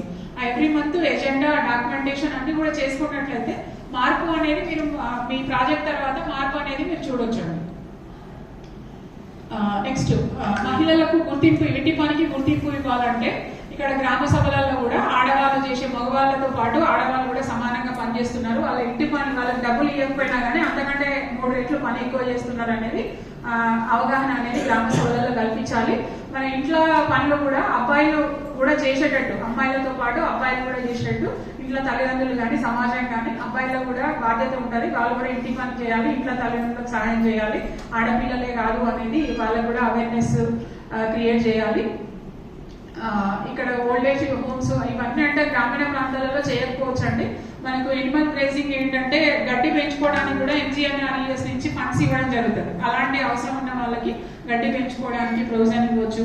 తర్వాత MGNRES లో మనకి ఉపాధి హామీ పథకంలో 5 పిల్లలు కనుక ఉంటే ఆయాన్ని కూడా పెట్టొచ్చు అండి. ఆయాన్ని ఎవరిని పెట్టొచ్చు, ఈ డెలివరీ అయి ఉంటారు కదా, ఎక్కువ పని చేయలేరు కదా డెలివరీ అయి ఉన్న వాళ్ళని, అట్లాంటి వాళ్ళని పెట్టేందంటే వాళ్ళకి ఉపాధి ఉంటుంది. ఆ పిల్లల్ని కూడా ఇంటి దగ్గర ఉండకుండా, ఇంటి దగ్గర ఉంటే వాళ్ళు ఏం చేస్తున్నారో ప్రతిదీ ఫీడ్ చేయడం కూడా ఇబ్బంది అవుతుంది. కాబట్టి ఇలాంటి క్రెచ్ ఫెసిలిటీ కూడా ఉపయోగించుకునేటట్టు గ్రామ పంచాయతీ ఎన్ష్యూర్ చేసుకోవాలి. ఇక్కడ మనకి ఫాడర్ కానీ, ఫ్యూయల్ వుడ్ కానీ, మనం ఇప్పుడు Telangana government gas cylinder subsidy తోటి ఇస్తున్నారు. ఇలాంటి స్కీమ్స్ అన్ని కూడా ప్రతి ఒక్కరికి కూడా అందుబాటులో ఉండేటట్లయితే వాళ్ళు ఇబ్బంది పడకుండా ఈ ఫ్యూయల్ వుడ్ కోసం దానికి అవకాశం ఉంటుంది. ఇంకా చాలా ఏంటంటే ఒక చిన్న ఇనిషియేటివ్ అండి, గ్రామ పంచాయతీ ఇనిషియేటివ్. ఒక గ్రామ పంచాయతీలో సర్పంచ్ ఏం చేసిందంటే, ఆ గ్రామ పంచాయతీలో రైస్ కుక్కర్లు ఉంటాయి కదా, రైస్ కుక్కర్లు వేస్తే దానికి ఎంత 1800 అక్కడ ఉంటుంది. ఆ 1800 ఒకేసారి పెట్టి కొనుక్కోలేని కుటుంబాలు కూడా ఉంటాయండి చాలా. వాళ్ళకి పొయ్యిల మీద ఉండాలి, ఇంకా గ్యాస్ సిలిండర్ ఉన్నా కానీ దాని మీద ఉండరు, ఎందుకంటే గ్యాస్ కు మళ్ళీ కొనాలి, డబ్బులు అయితే.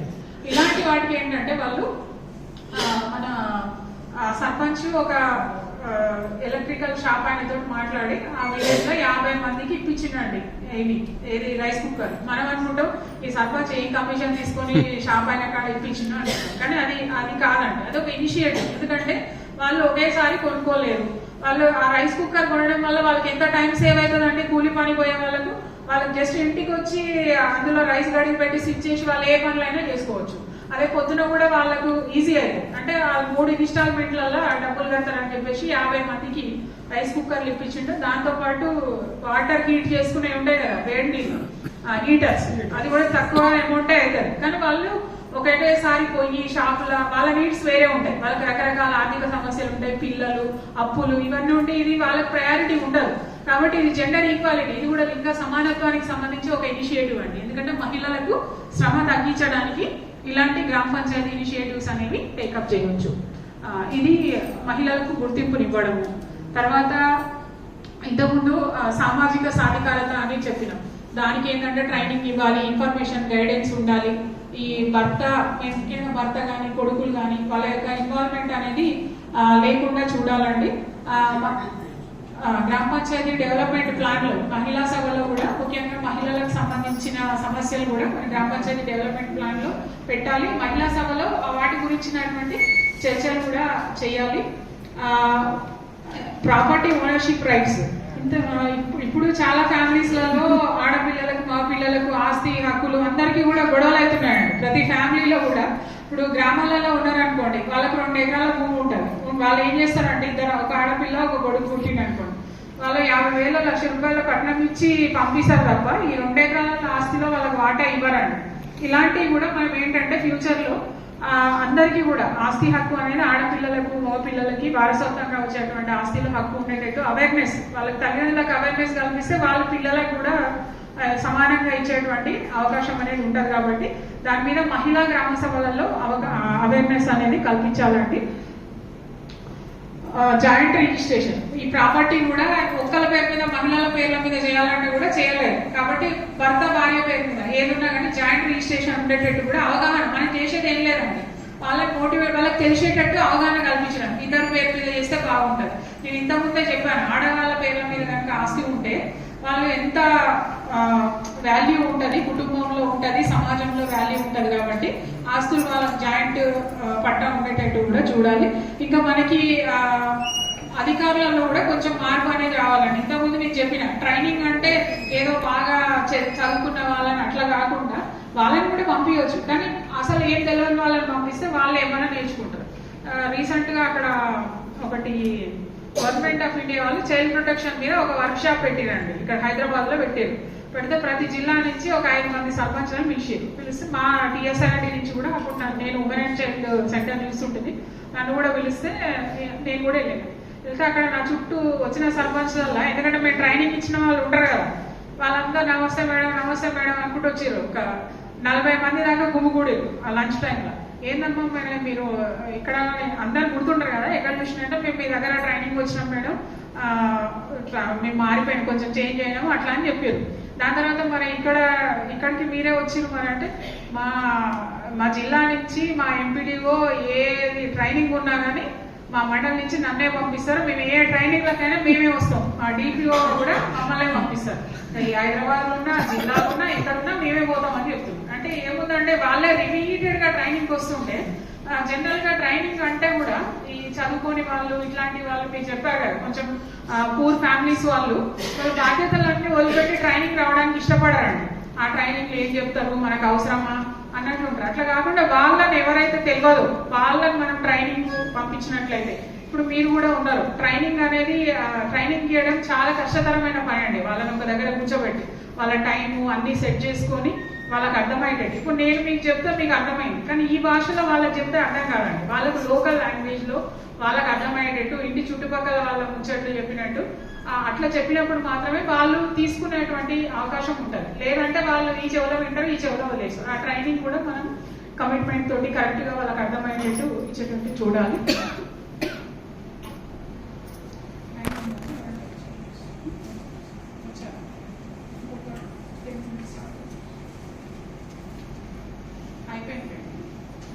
ఇదేంటంటే వాళ్ళకి కాంట్రాస్ట్, మనకి సెక్సువల్ అండ్ రిప్రొడక్టివ్ హెల్త్ కి సంబంధించి రూరల్ హెల్త్ సెంటర్ లో అందరూ వెళ్ళేటట్టు వాళ్ళకి అవగాహన అనేది కల్పించాలి.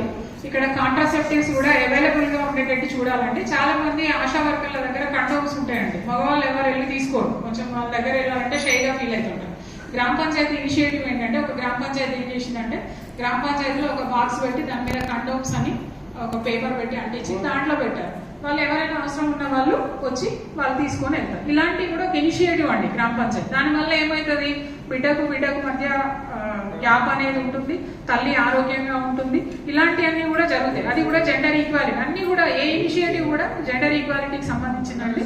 మనకి ఐయుడి కానివ్వండి, వీటి మీద కూడా అవగాహన, కాపర్టీ వాటి మీద అవగాహన అనేది కల్పించాలి. ఫ్యామిలీ ప్లానింగ్ కూడా ఆడవాళ్ళే కాకుండా మగవాళ్ళు చేసుకునేటట్టు మనం అవగాహన అనేది కల్పించాలండి. ఇంకా ఇవి కాకుండా ఇంకొక 3 సబ్ గోల్స్ ఉన్నాయండి. ఇవన్నీ కూడా మనకు వాళ్ళకి ఈక్వల్ రైట్స్, ఎకనామిక్ రిసోర్స్లలో ఈక్వల్ రైట్స్ కల్పించడము, చట్టాల మీద వాళ్ళకి పాలసీస్, వీటన్నిటి కూడా స్కీమ్స్ కూడా లింక్ చేయడం అండి. స్కీమ్స్ లింక్ చేయాలి, చట్టాలను కూడా లింక్ చేయాలి.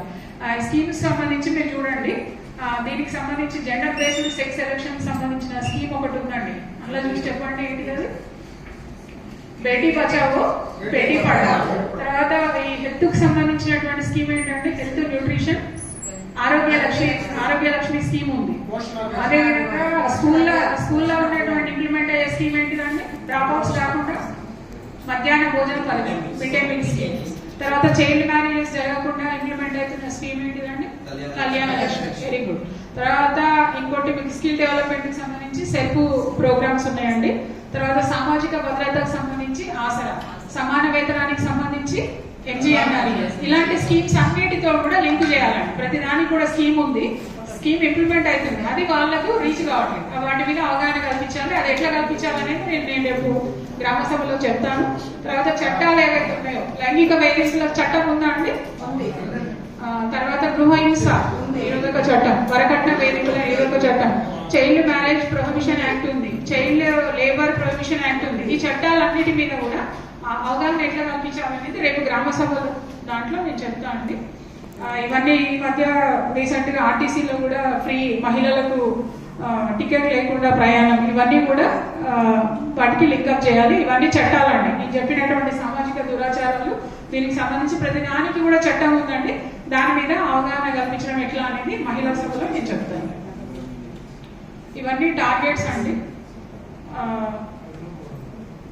మీరు ఇవన్నీ చేయాలి అంటే దీని ద్వారా ఏంటంటే SHGs ద్వారా గ్రామ Panchayat standing committees, village level child protection committee, village health sanitation and nutrition committees, NGOs ద్వారా ఈ డిపార్ట్మెంట్ అఫీషియల్స్, వీళ్ళందరి కోఆర్డినేషన్ తోటి మీరు ఇవన్నీ కూడా చేయాల్సి ఉంటుందండి. మీకు ఇప్పుడు మేడం వచ్చారు కాబట్టి ఇండికేటర్స్ ఏమున్నాయి అనేది లాస్ట్ పెడతారండి.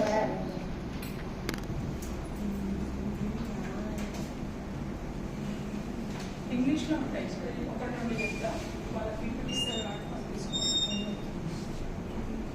మొత్తం థ్యాంక్ యూ అని ఉన్న తర్వాత ఉంటాయి.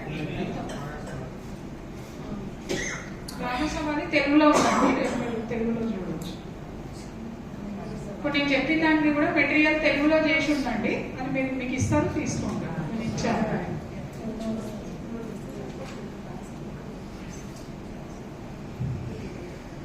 స్క్రోల్ డౌన్ చేయండి లాస్ట్.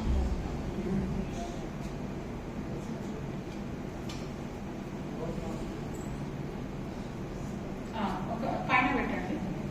ఇప్పుడు ఈ 52 ఇండికేటర్స్ ఉన్నాయని చెప్పినండి ఉమెన్ ఫ్రెండ్లీ గ్రామ పంచాయతీకి. Next slide. దీంట్లో ఫస్ట్ ఇండికేటర్ ఏంటంటే rate of all crime against women for 1000 మంది మహిళల్లో ఎంతమంది ఉమెన్ కి ఎన్ని క్రైమ్స్ జరిగినాయి ఉమెన్ మీద ఆ గ్రామ పంచాయతీ తీసుకుంటారు. దాంట్లో ఏంటంటే నెంబర్ ఆఫ్ ఎన్ని కేసులు రిజిస్టర్ అయినాయి, అందులో పాపులేషన్ మీడియా ఫీమేల్ పాపులేషన్ ఎంత, అది నెంబరు, తర్వాత డినామినేషన్, అది క్యాలిక్యులేషన్ చేయడానికండి.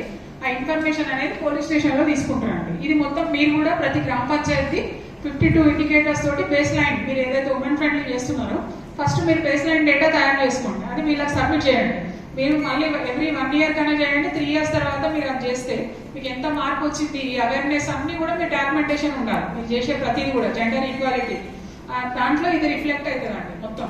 ఇది అయితే మీరు మినిస్ట్రీ ఆఫ్ పంచాయత్ రాజ్ కూడా పోతుంది రిపోర్టు, ఎందుకంటే ఇది ఇండికేటర్స్ అన్ని కూడా. కాబట్టి ఈ 52లో మీరు చేయాల్సినవి హార్డ్లీ 10-15 ఉంటాయండి, మిగతా అన్ని పాజిటివ్ ఉంటాయి. ఆ 15 ఏంటి, వాటి మీద మీరు ఇనిషియేటివ్ టేకప్ చేయాలి. ఏదో అవసరం లేకుండా చైల్డ్ మ్యారేజెస్ మీద చేయడం ఇట్లాంటివి కాదు, ఏదో అవసరం ఉంటుందో చైల్డ్ అన్నిటి మీద ఉంటాయండి ఇండికేటర్స్. అది చూసుకొని మీరు ఆ గ్యాప్ అడ్రస్ చేయడానికి మీరు చేయాలి. Thank you.